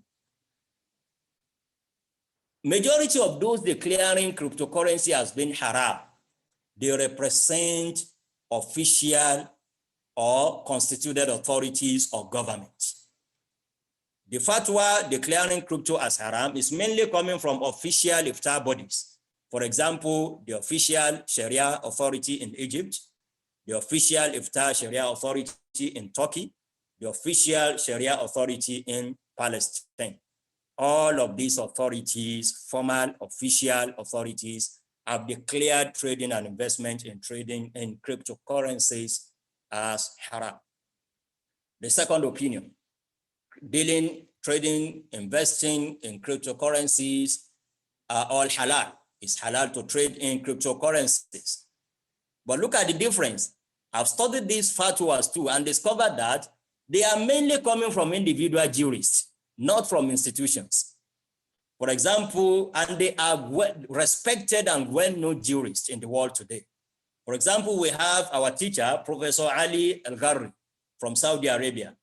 We have Dr. Daoud Bakar, who is also our senior in the industry, is today the chairman of the Sharia Advisory Council to the Central Bank of Malaysia. Dr. Daoud Bakar is a well-known authority in the field too. And like I said, he's even our senior in the industry in Malaysia. We have a friend and also a senior in the field, in the industry, Dr. Abdul Bari Mishal, who is today the director of the Islamic Economic Forum that has as members almost major players in Islamic financial industry today. Alhamdulillah, I'm also a member of that forum. And Dr. Abdul Bari is the director, is the head of the forum presently. He is based in United States of America. And finally, Mufti Abu Bakr in South Africa. You can see this fatwa of halal. I've not seen a single official body issuing a fatwa to say dealing in cryptocurrency is halal. All what we have seen up till today from iftar bodies that are formal, that are official, is that cryptocurrency dealing or trading in them is haram. And finally, the International Islamic Fiqh Academy. That is the highest body today when it comes to pronouncing on Sharia matters, particularly on financial issues. It is International Islamic Fiqh Academy based in Jeddah, Saudi Arabia. Unfortunately, up till this moment, International Academy has not issued any resolution. It continues to postpone issuance of resolution on cryptocurrency, even though it has organized seminars. But that is the mode of operation of Islamic Fiqh Academy. It takes its time, listening to people, invite experts, invite Sharia experts, all over the economic experts before arriving at a resolution. And I think by the time it arrives at a resolution, its resolution will be respected by all over the world. That is a known standard. Whenever IFA pronounces on something, but you must have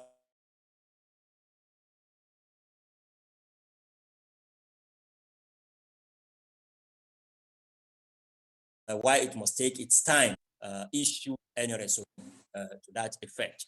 Are we still together? We're still together, sir. Okay. And I must say, this is a very good news. Today, as Africans, we must be proud of one of us, Professor Kutub Muhammad Sano is now the CEO, the Secretary General of the International Islamic Academy, which today is the highest body, like I said, in the Muslim world to pronounce on any contemporary matter. It is today the Secretary General today, that is the CEO, the man running day-to-day affair of the academy, is Professor Muhammad Kutub Sano from Guinea-Conakry. Is our senior too, is a brother, and we are really proud of him about and of his achievement. He was formerly a minister in his country, a formerly deputy vice chancellor in faraway Malaysia, Islamic University of Malaysia, and many other posts that he has held. May Allah continue to be with him.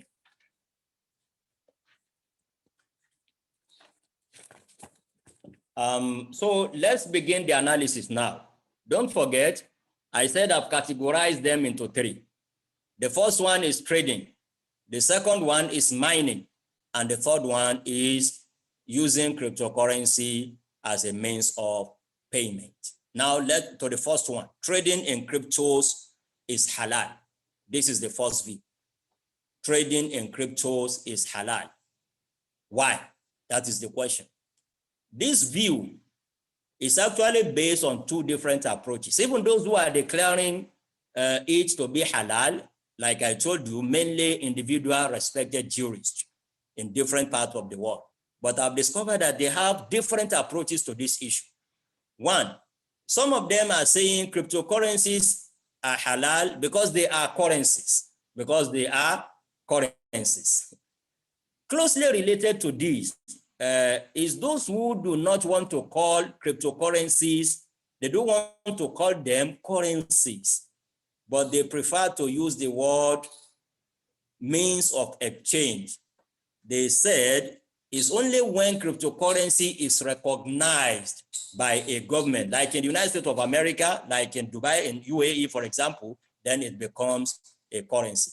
But from the Sharia perspective, there is no difference in the two perspectives here, in the two positions.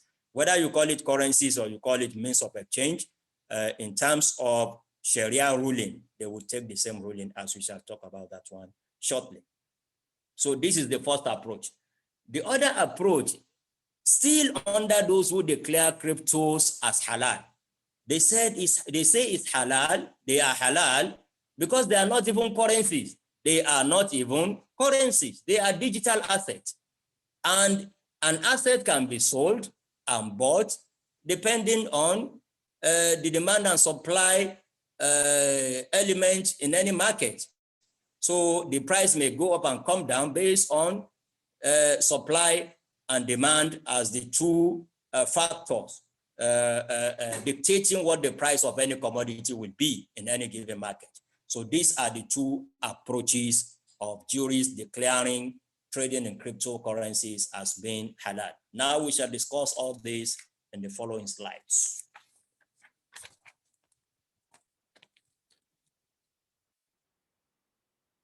Cryptos are currencies. The next slide. The next slide, slide number 16. Yes. Those who say cryptos are currencies and they are therefore halal, because just as you can exchange your dollar with naira or your dollar with real or your dollar with pound sterling, you can equally exchange your cryptocurrency, your Bitcoin with Ethereum, with Ripple, with any other coin for that matter. Why? They said, one, this is their justification. Because they said we look at cryptocurrencies, the features, the characteristics of cryptocurrencies, and we have come to a conclusion that they all have all features, all characteristics of a currency in Islam. What are the characteristics? What are the features of a currency? A currency must be a medium of exchange. A currency must be a unit of account, and a currency must be a store of value. They said all these three are available in Bitcoin and other cryptocurrencies.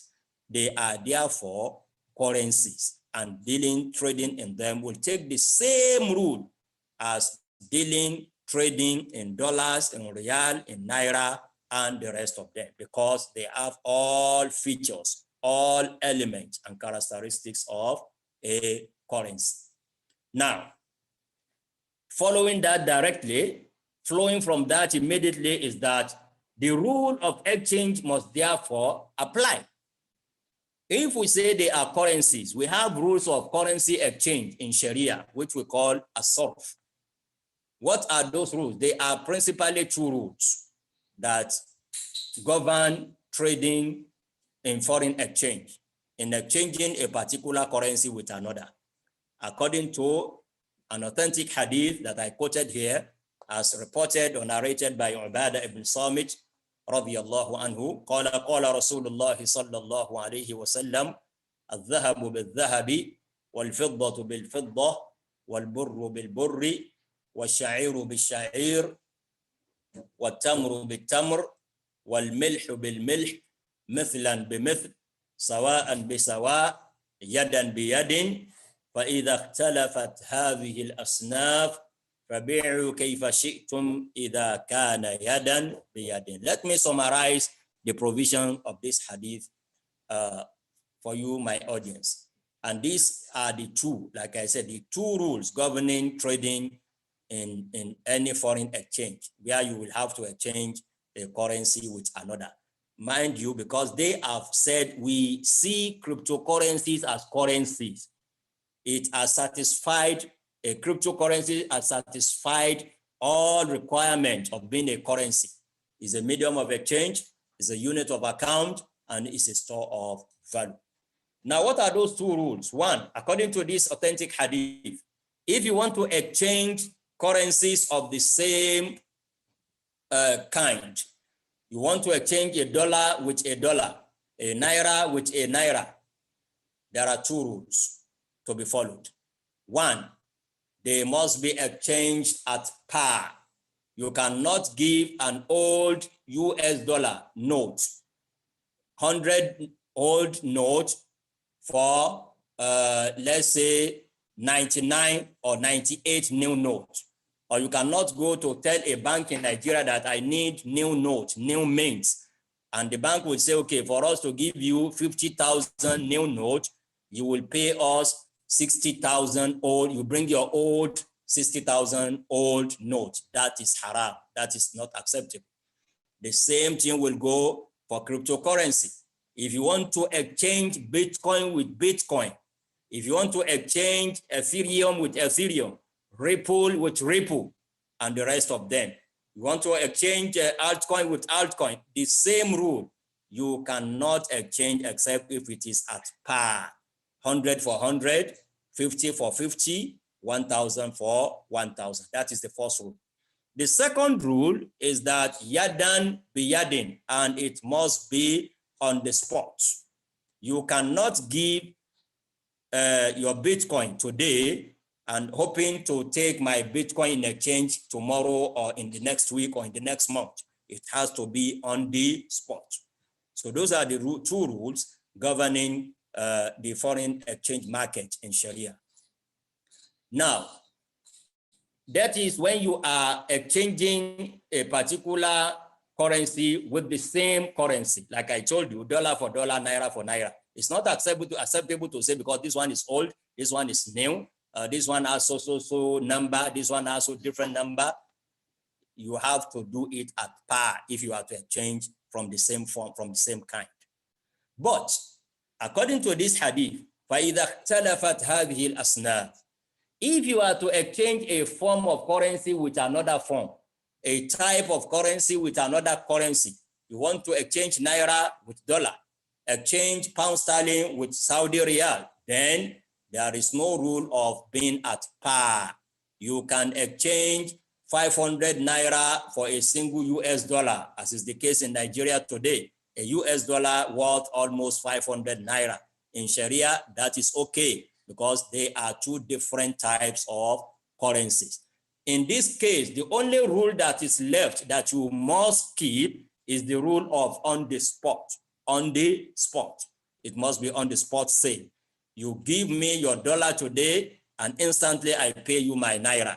You cannot deposit 1 million naira today in a bureau de change office and get a promise that you will get your dollar equivalent in the next week, in the next month. It's not acceptable from the Sharia perspective. So they are saying clearly that any rule that applies to exchange of currencies will also apply to exchange of cryptocurrencies. Simple as that, as simple as that. And anything that is prohibited in other currencies will equally be prohibited even in dealing with cryptocurrencies. Principally, the rule of riba, the rule of interest. We have two forms of prohibited interest or riba in Islam. Riba al-fadl, which means riba in exchange. This is what we have explained. You cannot take more than what you are given if they are of the same form, the same type. The riba and nasi'a is that you cannot even loan. You cannot give somebody a loan of 1,000 Bitcoin or 100 Bitcoin today with a promise that you will pay me back this 100 Bitcoin in the next 1 week, in the next 1 year, in the next 1 month, but you will pay me 110 Bitcoins. It's haram. The same way as it is haram when you loan somebody, you lend an amount of money, 1 million naira to somebody with a promise that he will pay 10% interest by the time of repayment. All are haram. All are haram. So this is the first issue of the first Sharia issue that we are through, the first leg of the first opinion. Let me remind you, this opinion is saying dealing in cryptocurrency market is halal because they are currencies. Now we move to the other approach. They said we allow trading in cryptocurrency because we do not even believe they are currencies. They are mere digital assets. And in that case, nothing stops you from selling and buying your asset or another man's, or selling your asset and buying another man's asset. As simple as that. This is the justification for allowing it based on the approach that cryptocurrencies are not even currencies. Now, they said in this case, there's no rule of sorrow. The rule of exchange that we mentioned earlier on does not even apply to cryptocurrencies according to this approach because they said they are not currencies. But what will apply is the rule of commodity. And what are the rules of commodities in Sharia? One, don't sell what you don't have. La tabi' ma laysa indaka. If you are not in possession, you don't own, you don't have an amount of cryptocurrency, Bitcoins or others, you cannot sell the same before you own. That's a rule of commodity. Another rule of commodity in Sharia is that there must be no excessive garar, jahala, or certainty, meaning that the quantity that is being sold, the quality, the consideration for its sale must all be clearly spelled out. You cannot say, I will buy your Bitcoin, but I will pay a price that will be very, very pleasing to you. No, it's not acceptable. You have to tell me the price. I have to agree on the price. You have to agree on the quantity, on the quality. So these are the rules of dealing in commodities, and they opine that these are the rules that will apply to trading in cryptocurrencies because according to them, cryptocurrencies are not even currencies. I think this is clear enough. You, sir. We are following you, sir. Alhamdulillah. Now, the next slide. The next slide. Moderator. Okay. No, the next one. After this one. Yes, my opinion. We've listened to the arguments, the justifications, the Sharia authorities that were used to support whether the position of those who say cryptocurrencies are currencies or they are assets. But my position, my opinion, one, the currency status of cryptos is not as simple as projected. This is the first problem with that fatwa. They simply projected cryptocurrency as any other currency. It's not true. It's not as simple as projected, and I will point at some level of discrepancies, differences between other currencies and cryptocurrencies, that you cannot just transfer every rule that we have in fiat currencies to cryptocurrencies. One, the issue of rawaj, that's a Sharia term. Rawaj simply means wide acceptance. Before any anything can qualify to be a currency from the Sharia perspective. It must be widely accepted in the community, in the society of those who are dealing in that currency. It must be, the acceptance must never be restricted to a small percentage of people or to a particular location. It must be widely accepted.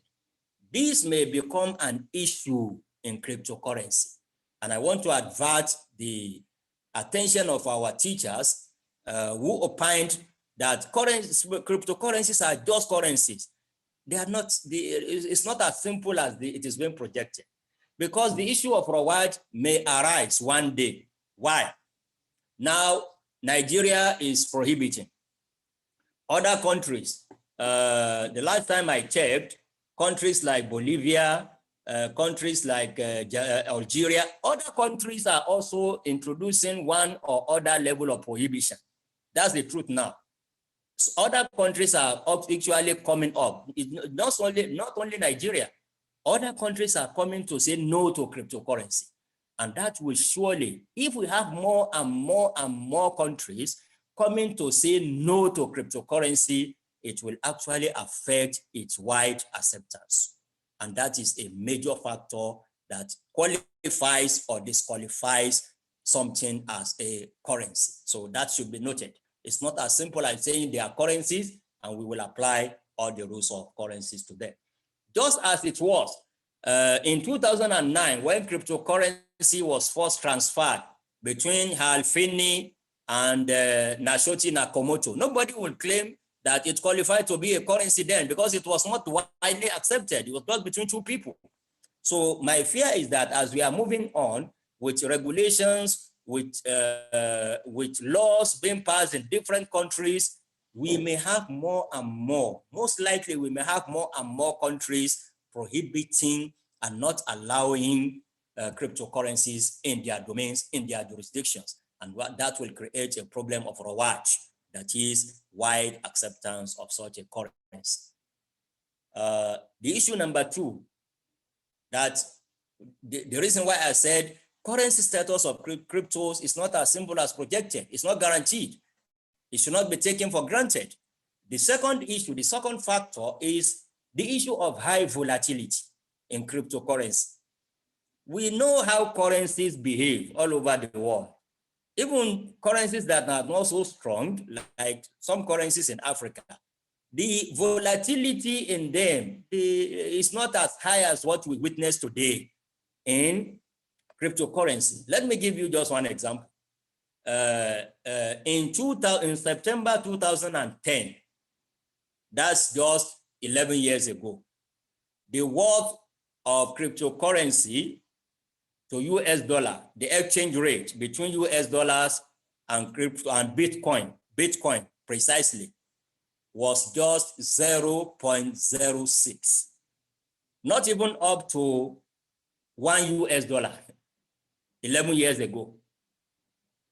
A Bitcoin was not even exchanged for $1. You need multiple Bitcoin. Just as we said earlier on, that somebody bought just 2 pizzas using 10,000 Bitcoin.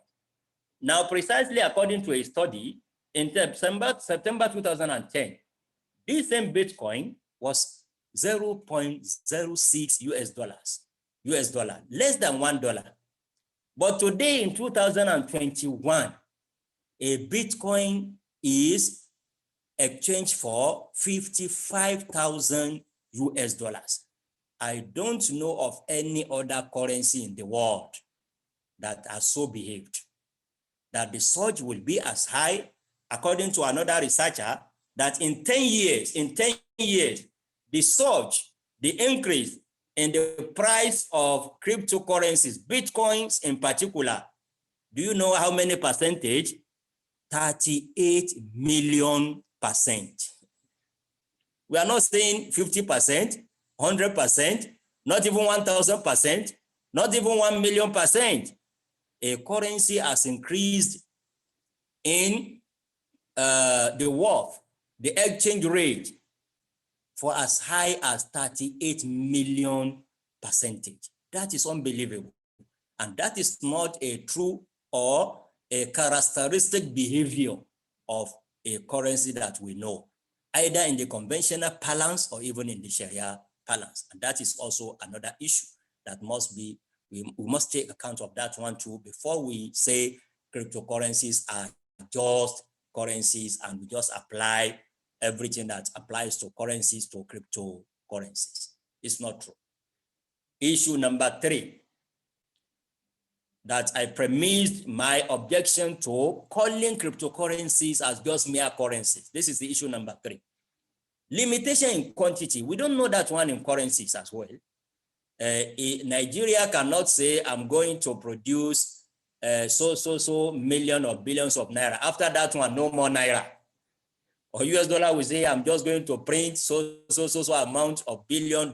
After those billion, no more. Go and find what you will spend. But that is the case in cryptocurrency world.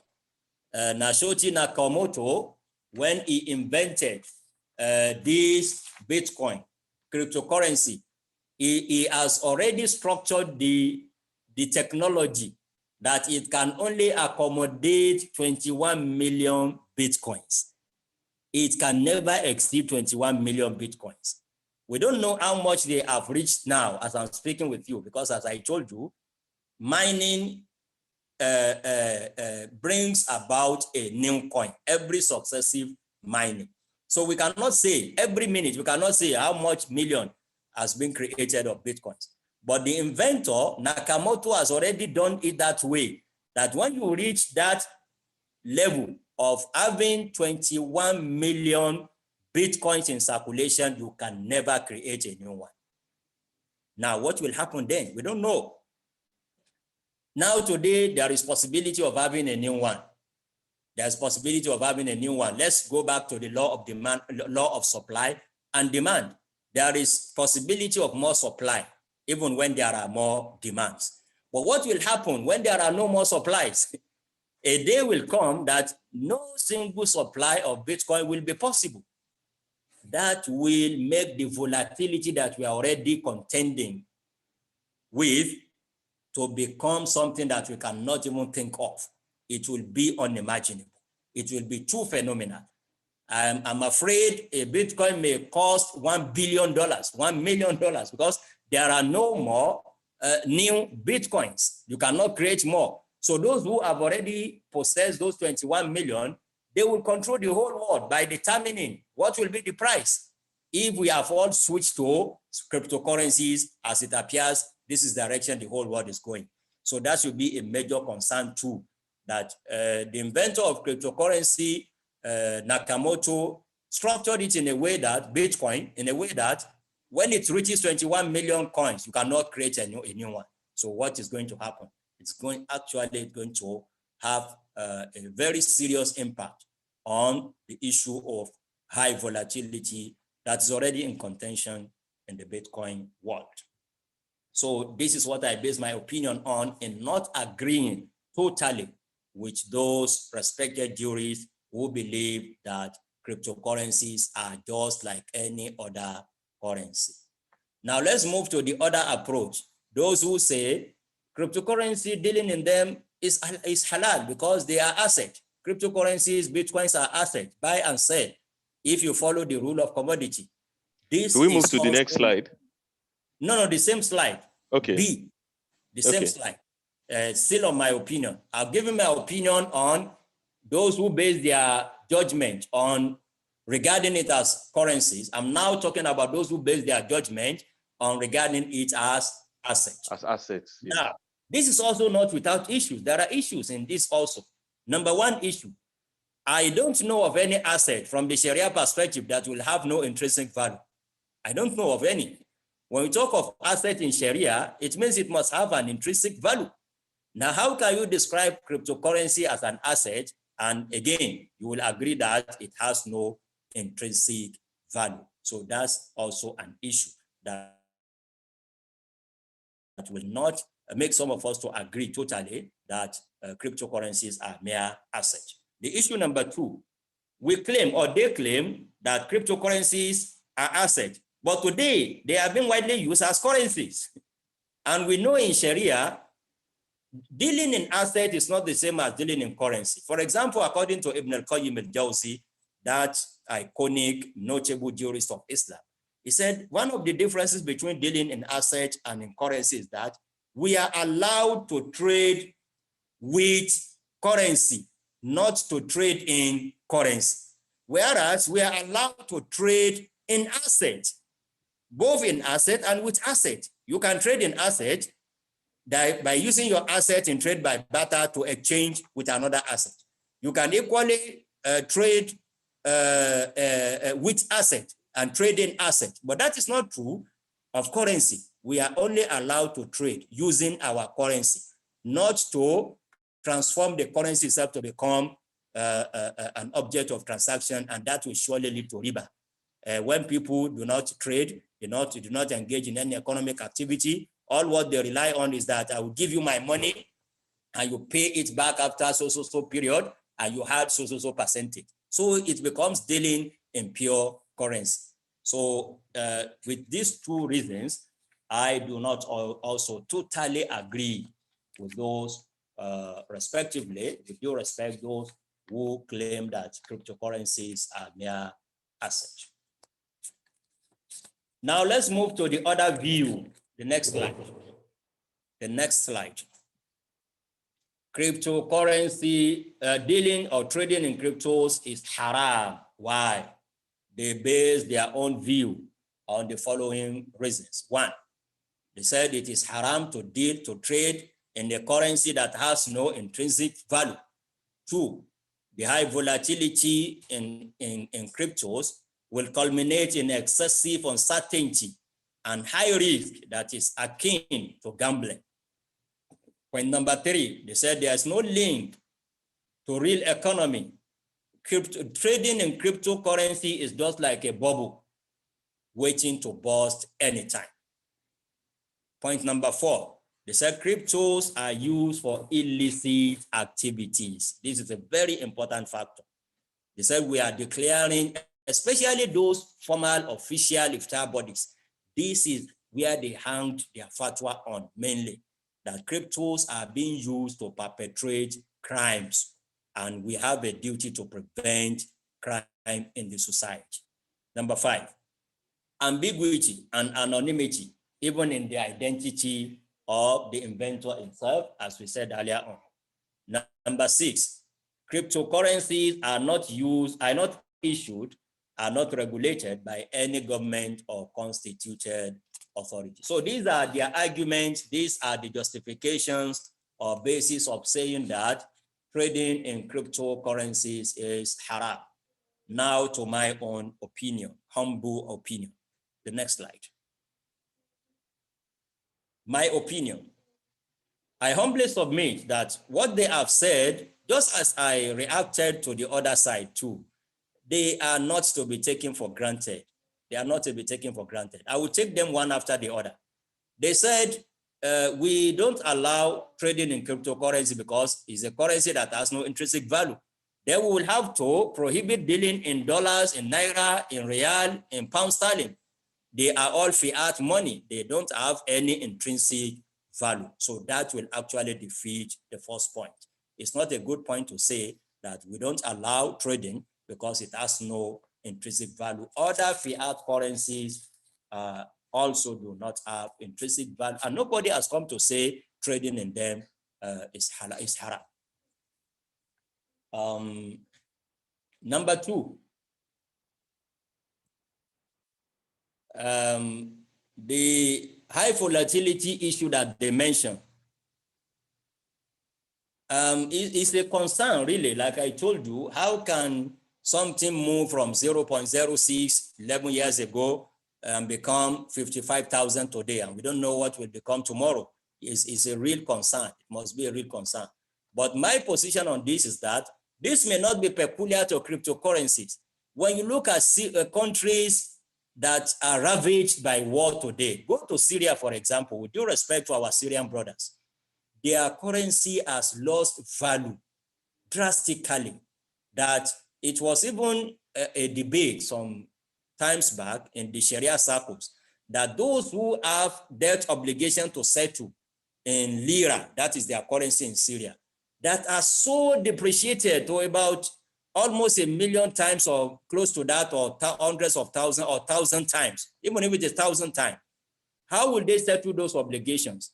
So what I'm saying in essence is that the issue of volatility is not peculiar. It may be very high in cryptocurrency, but volatility in the price and the rate of currencies is not peculiar to cryptocurrency. And as such, it cannot alone be sufficient for declaring trading in cryptocurrencies to be invalid, because this is not a peculiar thing. We will have to address that as a problem. The volatility is too high. How do we address it? But to take that volatility to be a ground for declaring it as being haram will take us to some other controversies, because as I said, other currencies may also suffer high volatility, even though at a lesser degree from what we witness in cryptocurrency. The third is that they don't have link with real economy. Yes, I agree with them. This should be a major source of concern for us too.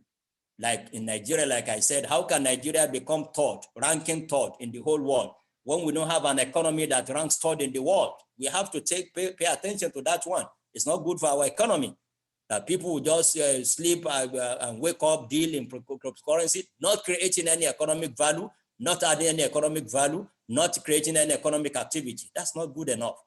But again, that is not sufficient for declaring something illegal from the Sharia perspective. We have to see those ones as problems and find ways of solving them. For example, in solving this issue of no link with real economy, what I propose is that if we allow cryptocurrency, we must disallow derivatives coming from this cryptocurrency. And this is a particular problem in the world today. It's very difficult to see people trading in cryptocurrencies without associated derivatives or derivatives markets, like options, like futures, like forward sales. If we are able to separate derivatives and speculation, for that matter, from the crypto market, then we cannot say because it has no link. Not having link with the economy is a problem that must be solved separately. So what I'm proposing here is that it's not sufficient for us to declare it illegal because of this element, but you have to look at a solution. And one of those solutions is to not allow people to deal in derivatives because they want to trade in cryptocurrency. I may need to explain to some of my audience what do we mean by derivatives, options, futures, but I will just give one example for you to see clearly the danger in allowing too much derivatives in any market. The problem we had in 2008, 2009, the economic problem that we had then, the recession that followed it, was actually caused mainly because of wide use, very wide, unchecked use of derivatives. To the extent that it was estimated that derivatives market alone around 2009 or so accounted for about 600 trillion US dollars. Imagine $600 trillion. And when we look at the whole size of the world economy then, it was estimated at just about $60 trillion.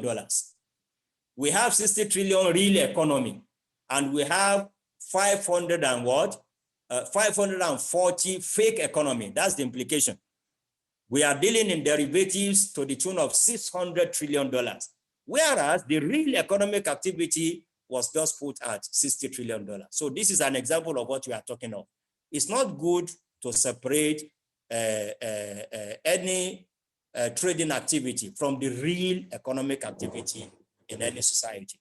But again, as I said, that alone cannot be sufficient for declaring something illegal, but rather must be seen as a problem looking for a Sharia solution.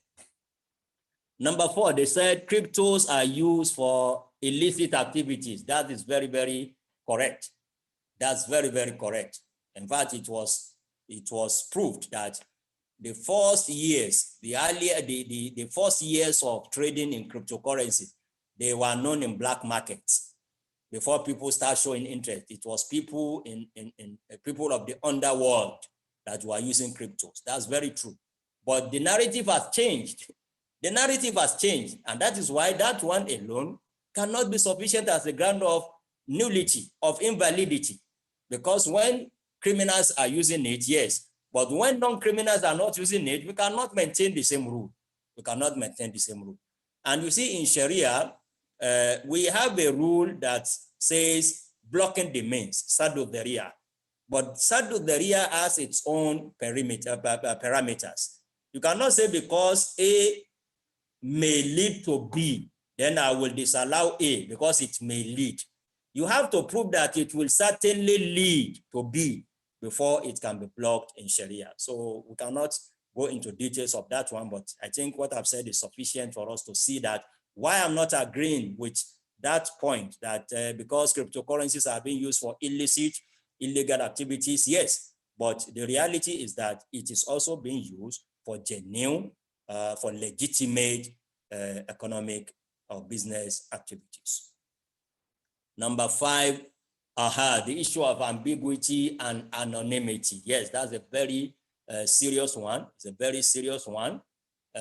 Even the inventor, we do not know who he was or who he is, whether he's still alive or not, whether he still holds certain amount or maybe majority of Bitcoin still under his control, that it will use to control the economy of the whole world one day. We can't say all this. But you see, we have to, that is what actually led me into going into details. I took my time to go into what is actually cryptocurrency before coming to talk about Sharia perspective, because I want to be sure I'm talking in the right perspective. You see, when we say ambiguity, anonymity is true. You can come to the crypto market with a fake name. Nobody will know you. But the reality of the matter is that if you look at that technology,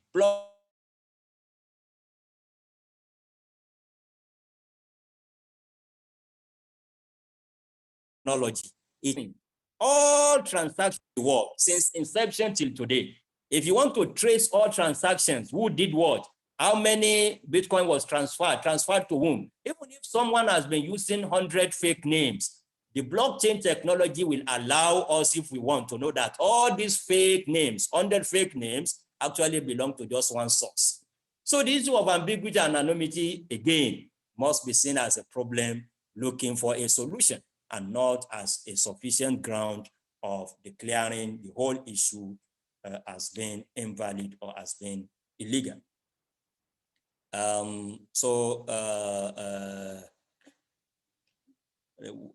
That is number 5. The last one, they said, we don't allow trading in cryptos because they are not regulated, they are not issued by a constituted authority. My answer to that one, I do not agree with this one too, just as a lot of researchers and scholars in the world are not agreeing, is the fact that in Sharia, there's nothing that says currency must be issued by a government. Yes, it's good if you have government issuing currencies. Do you know why? Because there are benefits attached to that. One, you will have a clear benchmark. It will be very clear. If Naira is issued and regulated by Central Bank of Nigeria, it will determine the flow. It will determine, it will even control, manage the inflation in the market. So it's good for a government to be the one issuing currency. One of the benefits of when you have a government issuing currencies is that it's a good mechanism for combating counterfeit and fake currencies, that you will have ways of knowing, oh, this is fake dollar, this is fake Naira. It's good. And it will boost the people's confidence. The wide acceptance will be there, otherwise known as Rawaj. But scholars have said hundreds of years ago, if you can guarantee all these benefits in a currency that is issued by a non-governmental entity, is allowed in Sharia. It's not a rule. It's not a must that government must be the one to issue. Government is issuing because there are a lot of benefit associated with that, but it's a matter of maslaha, public interest, interest of all. If we can have another system that will equally give us clear benchmark, we have that one in crypto. Combat counterfeit, we have that one, at least to a very certain level in blockchain technology. I've told you they were able to solve the problem of double spending using this same blockchain technology. And it is being widely accepted all over the world now. So you can see that those benefits can also be available even in a currency that is issued by a non-governmental entity. So I think with this, we are done with the first most important issue, trading in cryptocurrency, investing in cryptocurrency market. A minute, please.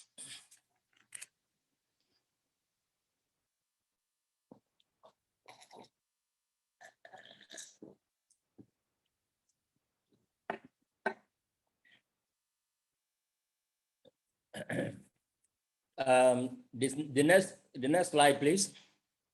The next one. Sharia issues in mining of cryptos. As I said, what concerns majority of my audience today, I know, is what I've just finished. They want to trade, they want to invest. I'm through with that one. I'm still coming to my conclusion and recommendation, but I've expressed clearly my own opinions and given the juristic opinions of other scholars as well.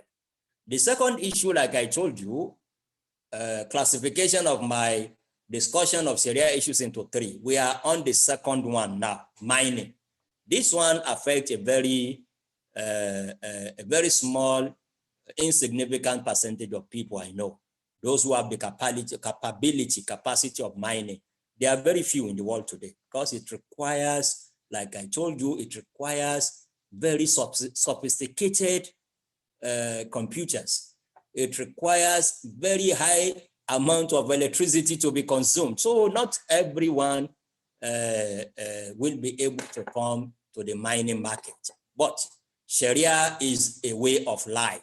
It must have a say in everything. And that is why we must also take the issue of mining from the Sharia perspective. I've said in the beginning of this presentation that we have two processes, two ways of mining. Proof of work, POW, and proof of stake. As far as proof of work is concerned, it is 100% halal. As far as proof of work is concerned, it is halal based on the rule of Ja'ala. What do we call Ja'ala in Sharia? Ja'ala is closer to what people in the conventional law, particularly in the common law, what they call unilateral contracts. A unilateral contract is such a contract that an offer will be given to the whole world. You will give an offer not to a particular person, but to the whole world. And how would acceptance take place? Acceptance of the offer can only come in the form of performance of the conditions stated in the offer. For instance, if you say, I have lost my wristwatch, and whoever is able to bring it back to me, I don't know where I misplaced my wristwatch, for example, but I'm willing to pay $1,000 for anybody that is able to bring back my wristwatch. That's a unilateral contract in the common law, and it's the same concept in Sharia, known as Ja'ala. It's an offer to the whole world. It's not an offer to a particular person, but to the whole world. And who will accept this offer? The acceptance can only come if somebody comes up now and says, this is your wristwatch, Professor Alaro. It means he has accepted my offer, and the contract will now be between me and him. The same thing goes with the rule of Ja'ala. Ja'ala is a case where you will just give an offer to the whole world that who can do this, I will give him so.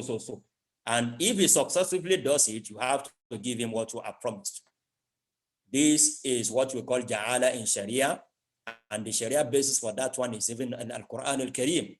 In Surah Yusuf, chapter 12 of Al-Quran Al-Kareem, Allah says, narrating the story of Yusuf and his brothers, قالوا نفقد سواع الملك ولمن جاء به حمل بعير وأنا به زعيم.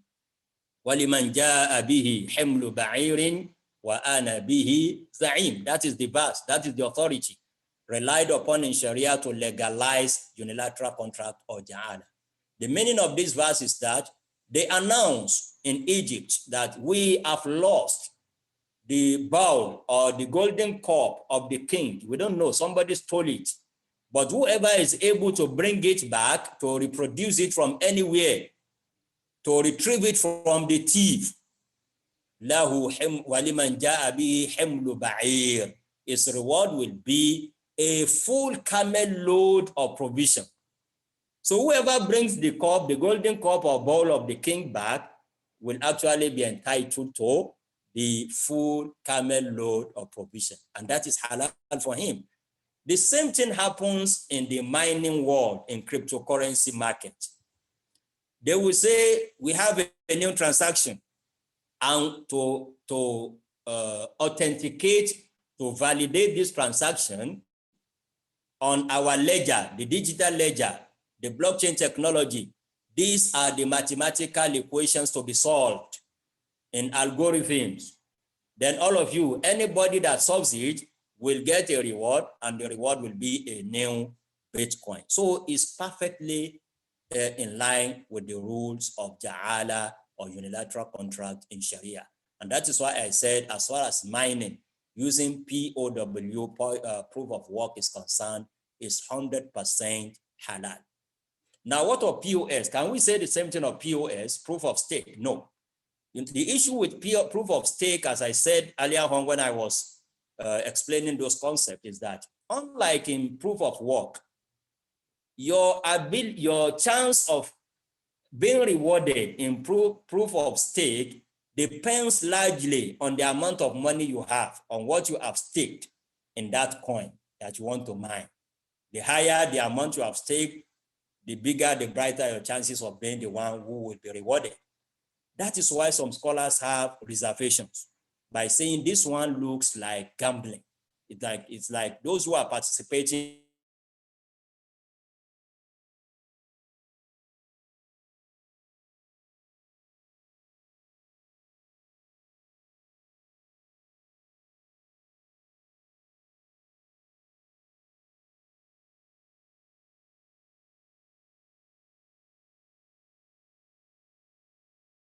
scholars, some jurists, prominent jurists in the world, are saying this is the reason why they are saying POS, that is proof of stake, as a way of mining cryptocurrency, is haram, because it looks like a gambling exercise. But I have an objection to that one too. I have a different opinion. And this opinion was also expressed by Dr. Abdul Bari Mishal, that I mentioned a short while ago, who is the director of Islamic Economic Forum, to which I also belong. Our opinion is as simple as this, that look, the gambling that is haram in Sharia is very clear, is that when the reward is coming from the parties themselves, the two of us, we say you will bring 1,000, I will bring 1,000. If I win, I will take the whole 2,000. If you win, you take the whole 2,000. This is the gambling that is haram, totally haram, whether we are 200, 400 or more. Just like in the telecom, in the telephone sector now, they will say call with so amount of money, and if all of you, hundreds of you, use different amount of money to call, they will now package and take a portion of it to give to just one of you. That's gambling, it's haram. But that is not true when we consider critically, when we look in depth into what happens in the proof of stake process of mining. The reward is not coming from the parties themselves. The reward is coming from a third party. You stake money, but at the end of the day, Bitcoin does not belong to you. Bitcoin will come from a third party. And that is why, in our opinion, that if that is true, then we cannot say that POS or proof of stake mining process looks like a gambling exercise, and Allah knows best. But there's an issue that I have not concluded on up till now, because it is being claimed that in proof of stake mining, those who stake money, who contribute money as miners or as forgers, they also earn interest on that money. Because when they deposit money, they said they will pay them interest. If that is true, then it becomes haram, really. If that is true, then earning interest or paying interest is haram and can invalidate any associated contract or activity. So in summary, proof of work as a process is 100% halal. Proof of stake can only be halal if it is not, if no amount of interest is paid to the contributors or the miners or forgers. So that is just about that. Alhamdulillah, the issue of mining did not take much of our time. Let's move to the last one, Sharia issue in cryptos as means of payment. The next one, Mr. Moderator. Yes, as means of payment. This is also a very simple one. Like I told you, I'm not trading, you are not buying, you are not selling cryptos, but your university, an institution that you want to buy something, a company from, says, I will only collect crypto. I will only collect Bitcoin. I don't want any other currency. Can you go ahead and do? Yes, but you have to follow the rule. The rule of payment in Sharia when you are paying for something, just a mere payment. One, the two rules are combined in a particular hadith. Let me just narrate that hadith. Let me read the hadith for you.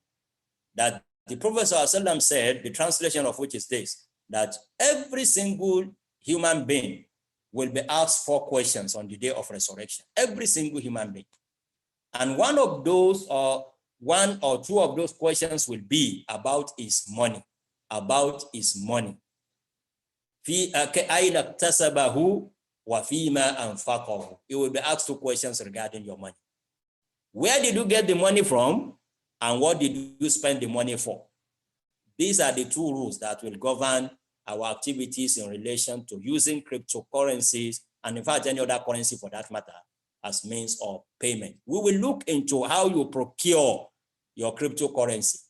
You hack into anonymous computer and you are able to steal from his wallet, e-wallet, if that is possible. Although in blockchain technology, like I said, it's difficult. It's almost impossible.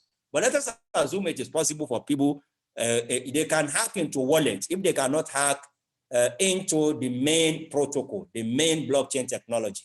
But you have your own wallet in where you store your own holdings of cryptos in. Some people may be able to hack into that and steal a lot of money from you.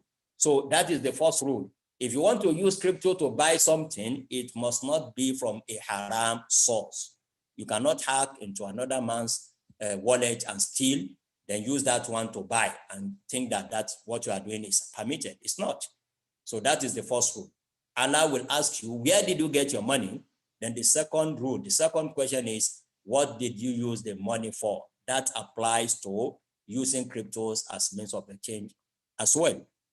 When a casino or anything that is halal, a casino industry, a betting company says, if you want to bet, if you want to do this, you have to pay in crypto.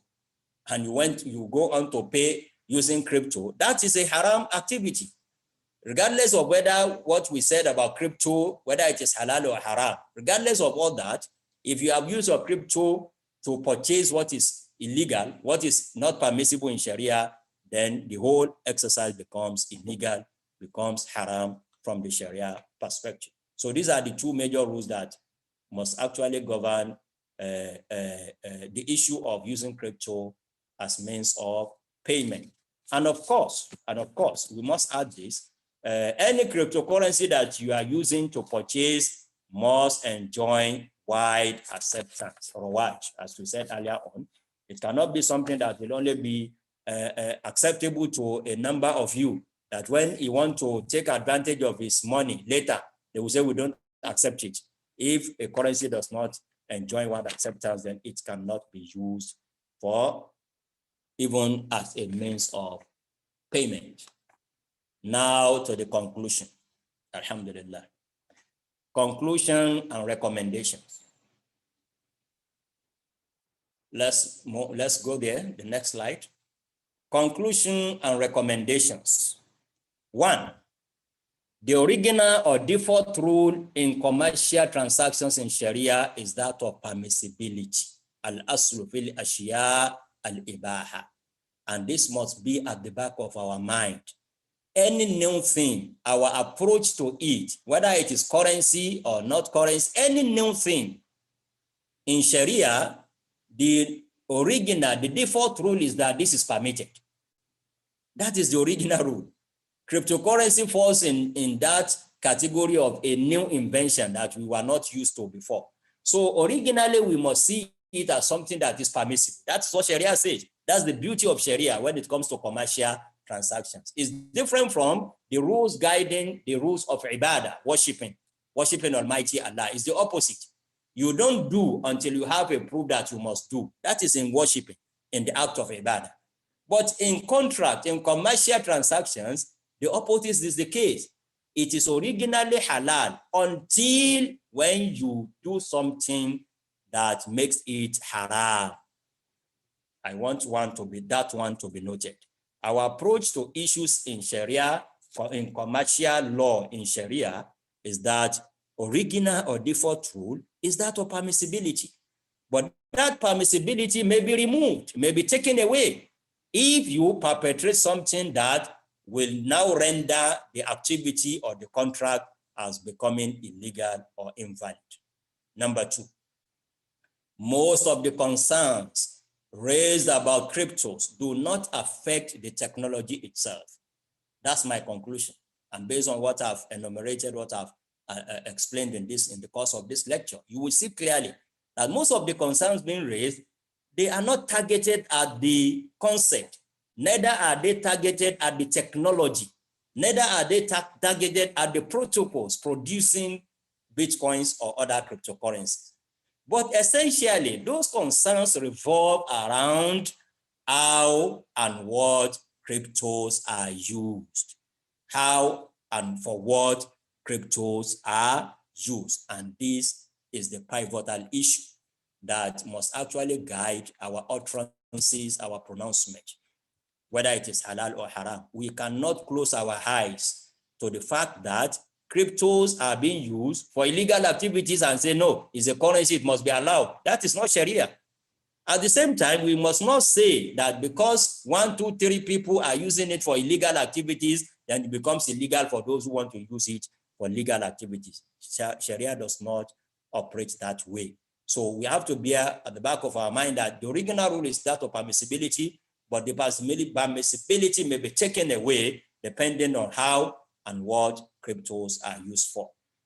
And this is what will take me into discussing briefly the rule of Shaddu Dharia, blocking the means. Majority of fatwas pronouncing trading in cryptos as being haram was based on the rule of Shaddu Dharia, that they will use it to perform this. It may cause this to happen. So this is the rule of Shaddu Dharia. But again, is a common knowledge in Sharia that we do not block every means.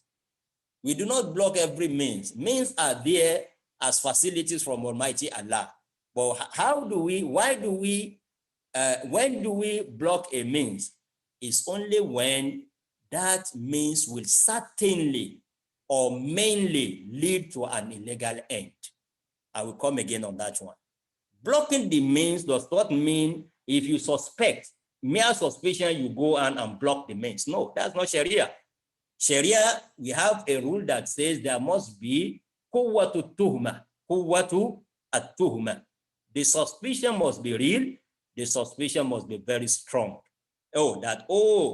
This currency either certainly or mainly is going to be used for illegal activity. Then we can block the means by pronouncing it originally to be haram, because it will either mainly or certainly lead to an illegal end. Also, one of those rules that you must bear in mind, whoever is in the position of pronouncing on the status of cryptos in Islam, we must bear in mind the rule of maslaha and mafsada is a rule of Sharia.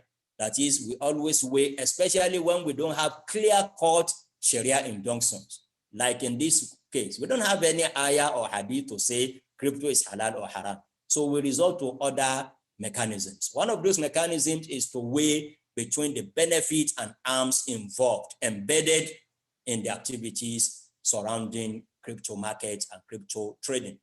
We have to look, every country will have to look at the benefits and harms. Then the Sharia says, if you have more benefit, you say it is halal. If you have more harms, you don't hesitate to declare it as being haram. And even when it can be both, it can bring benefit, it may cause harm. Sharia says you give priority to prevention of harm before realization of benefit. So this should be a parameter that anybody that is considering and that is pronouncing on the status of crypto must also take account of. Governments and monetary authorities, this is now a recommendation. Government and monetary authorities are therefore advised to critically look into the pros and cons of cryptocurrencies and thereafter take a decision as to 1, whether to allow it, 2, whether to disallow it. A third option may be to introduce some levels of regulation to crypto-related activities.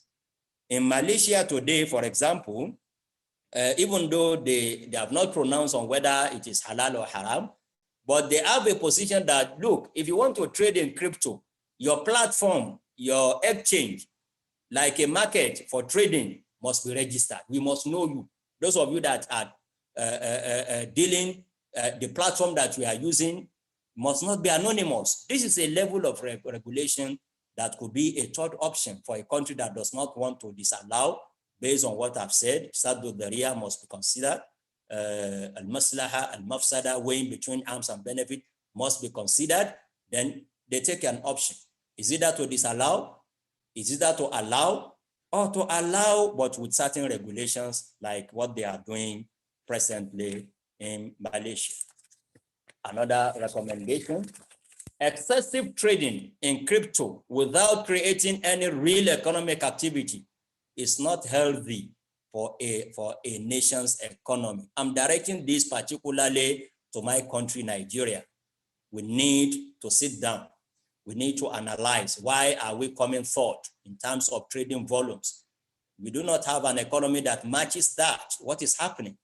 Because for people to now focus on trading in what will not lead to creation of real economic activity is not good for any nation, for economy of any nation for that matter.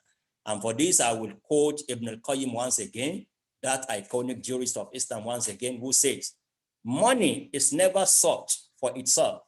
Rather, it is used as a means to gain commodities. When money begins to be treated as a commodity and becomes the objective of transactions, the entire economic system gets corrupted and will be in crisis. This is coming from I'lam al-Muwakki'in al-Rabb al-Alamin by Ibn al-Qayyim al-Jawzi, volume 2, page 105. And finally, I've advised government, I've advised monetary authorities, regulators.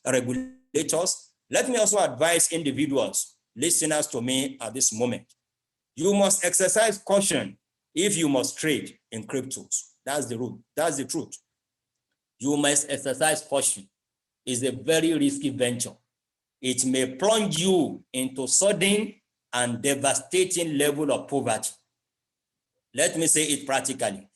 Losing one single Bitcoin means one Bitcoin. If you lose one Bitcoin, means you are losing 55,000 US dollars today.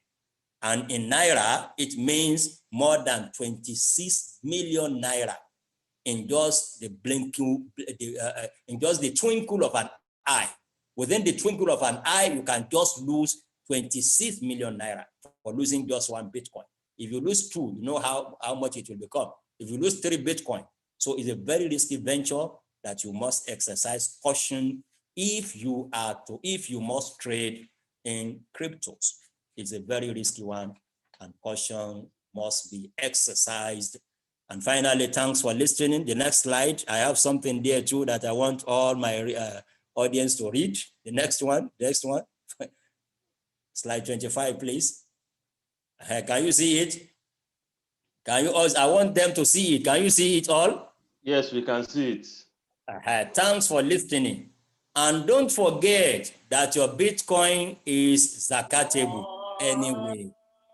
That is, regardless of all what we have said, if you are still in that business, don't forget to pay your zakat, whether it is an asset, whether it is regarded as an asset, whether it is regarded as a currency, crypto is zakatable.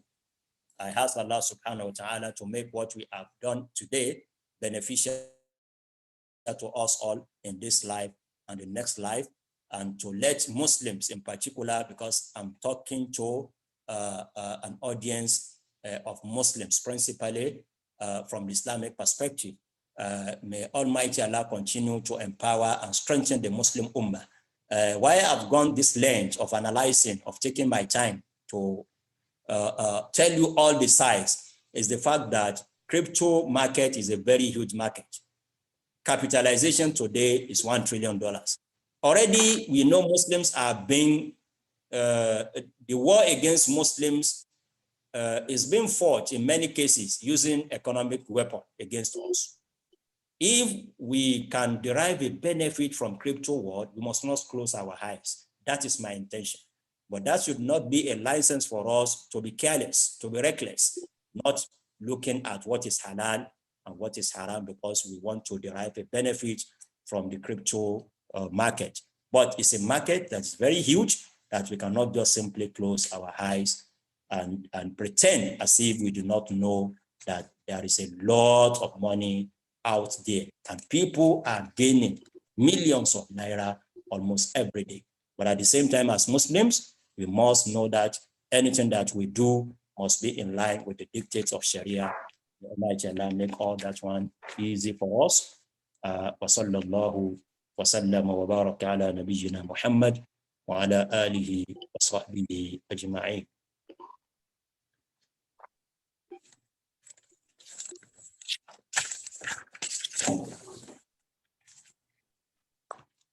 Naam, alhamdulillah rabbil alameen. We thank the professor for that beautiful presentation, and we hope he has dealt with the topic academically. And my fear is that the presentation is not presented in such a way that we can say yes or no, but it has dealt with topic in such a way that he has examined the technological involvement in the technology of a cryptocurrency itself. And not only that, he began with definitions of terms and terminologies for us to know exactly what it is, and also referred to historical emergence of a cryptocurrency. And again, he was like trying to let us understand that the technology itself is not haram or is not bad in itself. But the question is, what are the means, or what you want to use the technology to achieve? What do you want to trade? And what is the source of the money or the resources you want to use to trade? And that is when he was trying to look into the intrinsic definition, volatility definition, economic linkage of cryptocurrency, and illicit activities has been referenced by some scholars in the face of Sharia, and again, the ambiguity and the authority or permission or legal backing of cryptocurrency from different countries, and the trend in the modern world market and technology. And again, he was trying to link us to what the Sharia issue as regards the mining and means of payment of payment by using cryptocurrency in such a way that what is the means with which you want to pay for whatever transaction, and what is the transaction you want to pay for. And he went ahead to discuss the benefit and the harms in the light of what makes it halal and what makes it haram. And he concluded by giving different advisory opinions to government to look into the pros and cons of cryptocurrency, the decision to be made by making it halal, legal or illegal with reference to the transaction using cryptocurrency, the appropriate regulation and sanitation to be put in place, and also what is the economic base with which we have to look deeply into cryptocurrency, especially the emergent world market advancements and evolvement. So on this, we have to open the floor for concern and question and answer section, and this is going to take us around maybe 30 minutes from the schedule that we're having here. Sorry, And Mr. again, Moderator. Sorry, yeah. Sorry for interruption. Okay. Sorry, I have a meeting starting at exactly 1:30. Okay. And I must observe my Zohar before that meeting. So I will suggest that we take a maximum of 10 minutes. Okay. Or minimum of 5. Thank you. Okay.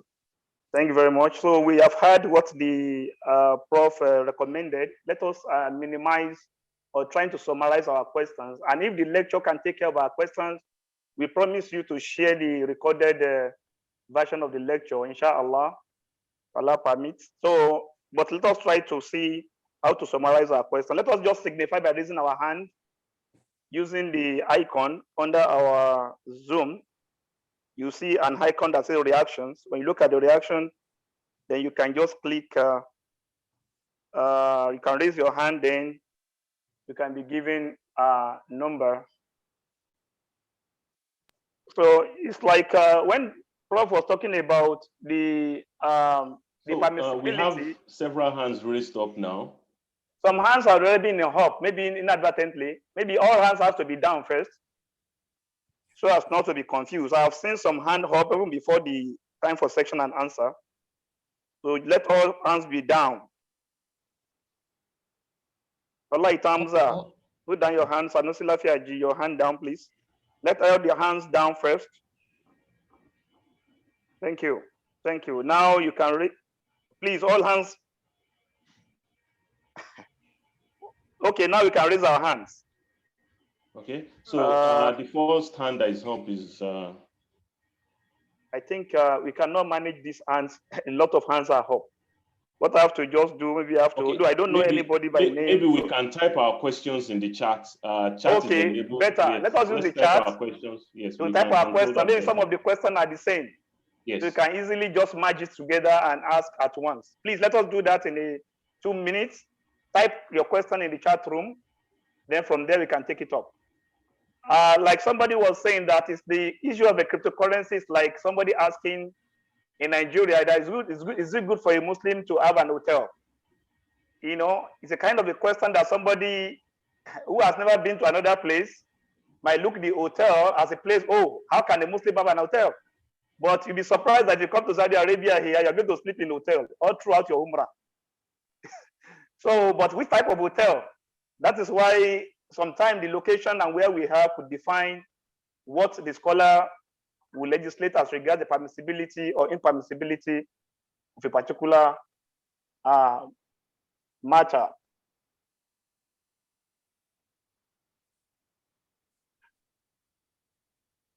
So in the chat box, many of the comments are saying that, okay, can we get you can get the recording of this once we complete. If we have any questions, just type it out. I'm seeing a lot of things in the chat. There's no direct. I think maybe Ibrahim Hussein can manage that. Yes, there's no direct question yet. Okay, no technical questions. No technical question related to Islamic law. Can I buy cryptocurrency with the intention of selling it in future? Of course, answered. And that is my maybe impression. Perhaps he has to answer this. Most of the questions, yeah, maybe the prof have to because of the presentation. Yes, most of the questions are dealt with in the presentation. Okay. Okay, except paying zakat on crypto. Yeah, that was the last statement I made. That was the last statement. So is the zakat going to also be paid in crypto, or is it going to be paid in other currency? Yeah, I think That's you answered that. that's good one. Let's begin with that one.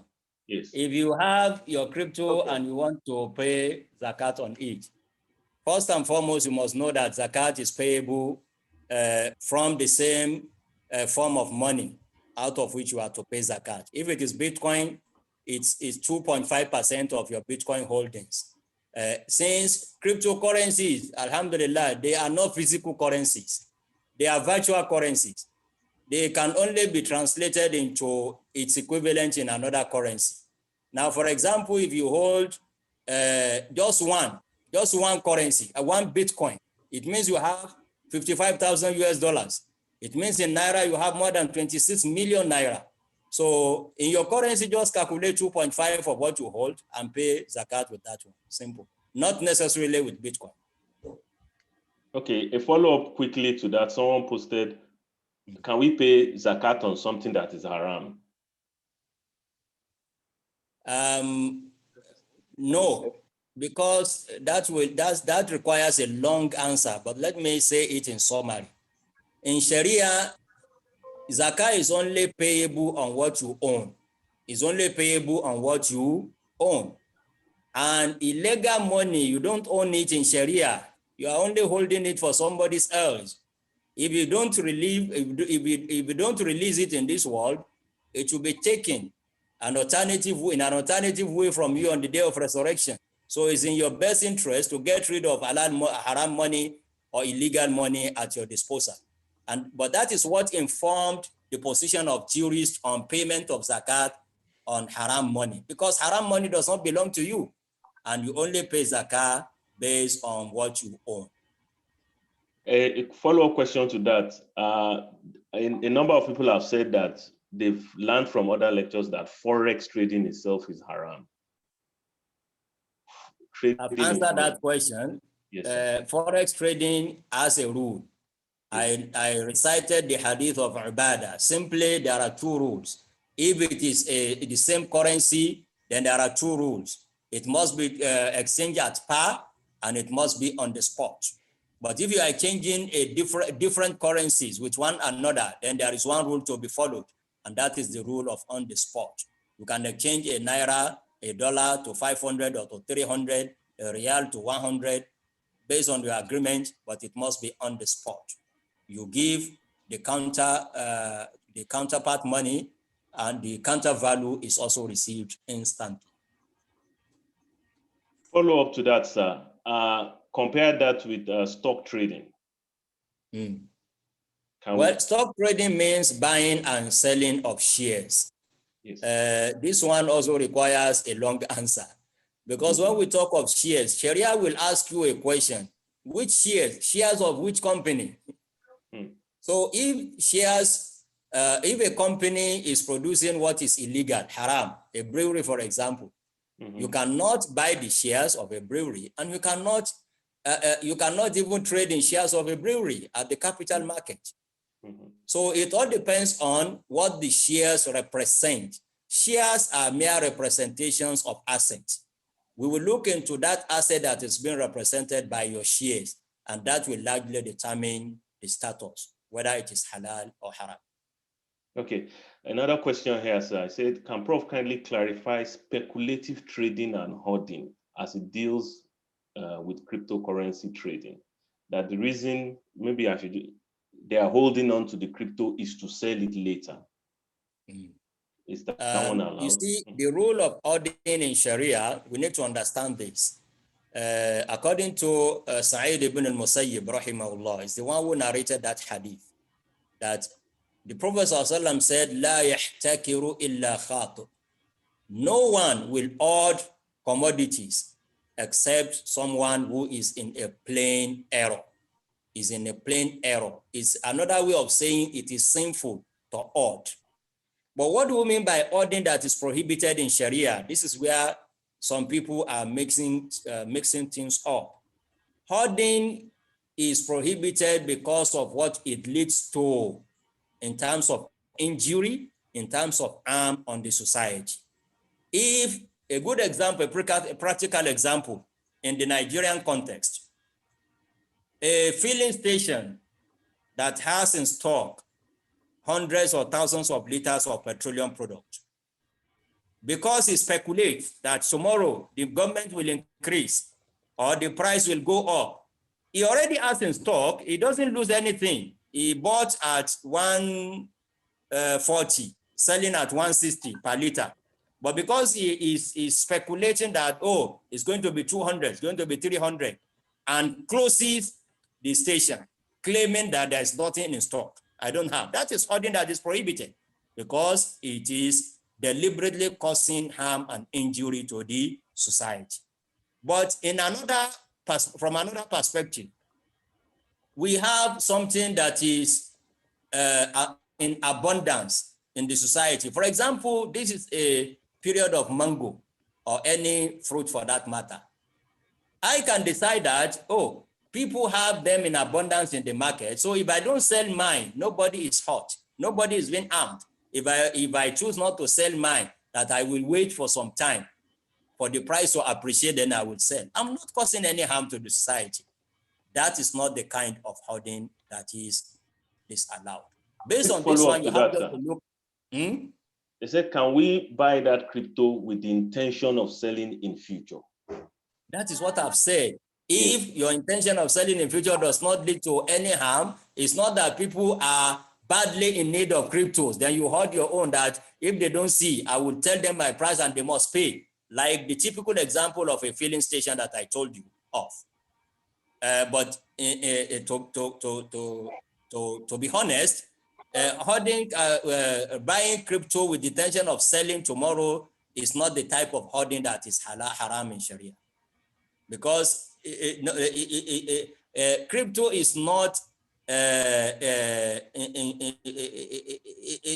it's not desperately, nobody is desperately in need of crypto to survive. Are you getting me? We are getting you, sir. So that is the difference. A lot of people have asked, can they get the recording, which we can do? Can they get the slides? Can those slides be shared? Well, I've already sent the slide to one of you, Brother Demola, I think. Yes. Maybe you are only asking for my authority to share. Yes, so sir, the your authority to share. Yes. The permission is given. Thank you, sir. Let me see any more questions. Yeah, somebody is saying that is trying to develop Islamic compliant cryptocurrency.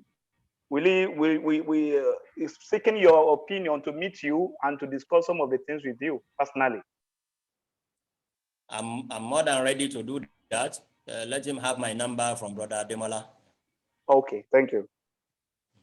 Sir, they have said that you are close to CBN. You are doing several things with CBN.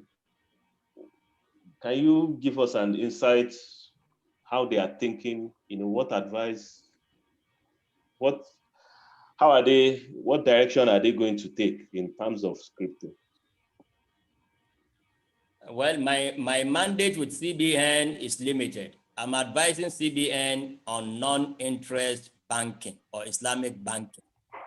It's only when crypto comes to be traded by Islamic banks that CBN will seek my advice. But outside that, I cannot talk on behalf of CBN.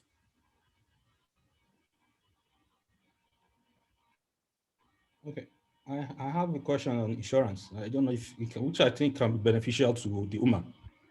And that should be the last question, inshallah. Yes, the question is, because I can see in your profile, you have a link with the Nigeria Insurance. I'm equally an advisor to the Nigeria Insurance Commission, also on Islamic insurance. So on insurance, I don't think we Muslims don't have any info on the aspect that will be useful to the Ummah. So I think if you can actually share those information with us here, the opportunities are open for Muslims and how we can actually access it. It would be very, very good. Okay, thank you very much. Opportunities for Muslims in this regard. One, the federal government of Nigeria has accepted and has accommodated the practice of Islamic insurance in Nigeria.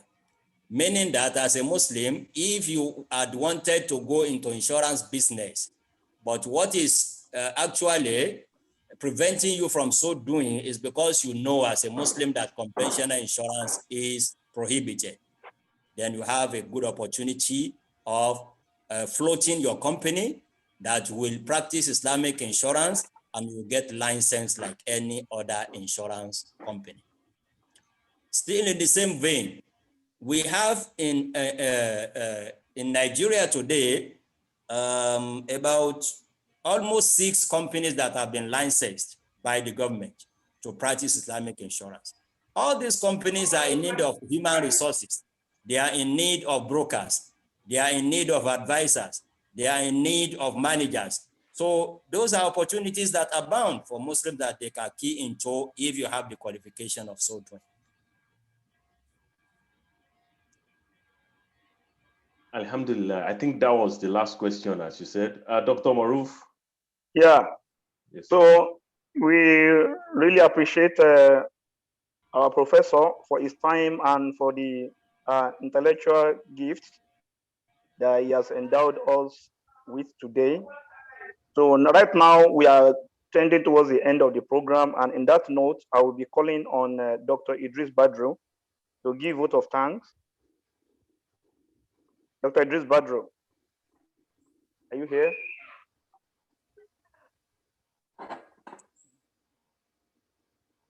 Assalamu alaikum wa rahmatullahi wa barakatuh. Wa alaikum salam. Alhamdulillah Rabbil Alameen. On behalf of the Foreigners Foundation, we want to appreciate our erudite professor for the time and the effort he has put into the presentation of today. We pray that Allah continue to increase him in goodness. And we also want to appreciate our brothers from MSN Shomolu for partnering with us to make this a reality. We pray Allah make us all neighbors in Al-Jannatul Firdaus. Lastly, I want to appreciate the executives and management of University of Ibadan Muslim Brotherhood, who actually came up with the idea of the Foreigners Foundation. May Allah continue to be with all of us. What we have done today is something that is a landmark achievement, and I am proud to belong to this association. So we pray that Allah continue to be with all of us and continue to guide our steps. Jazakumullah khairan. So Jazakumullah khairan, thank you very much. May Allah accept your dua for us and for the prof and for everyone and for the organization too. Lastly, we shall be saying our closing dua from Brother Abdurrahman Sulaiman from MSSN Shomolu. So, and that will be the point at which you are going to draw the curtain on this edition of our seminar or workshop or presentation. Brother Abdurrahman Sulaiman, are you here?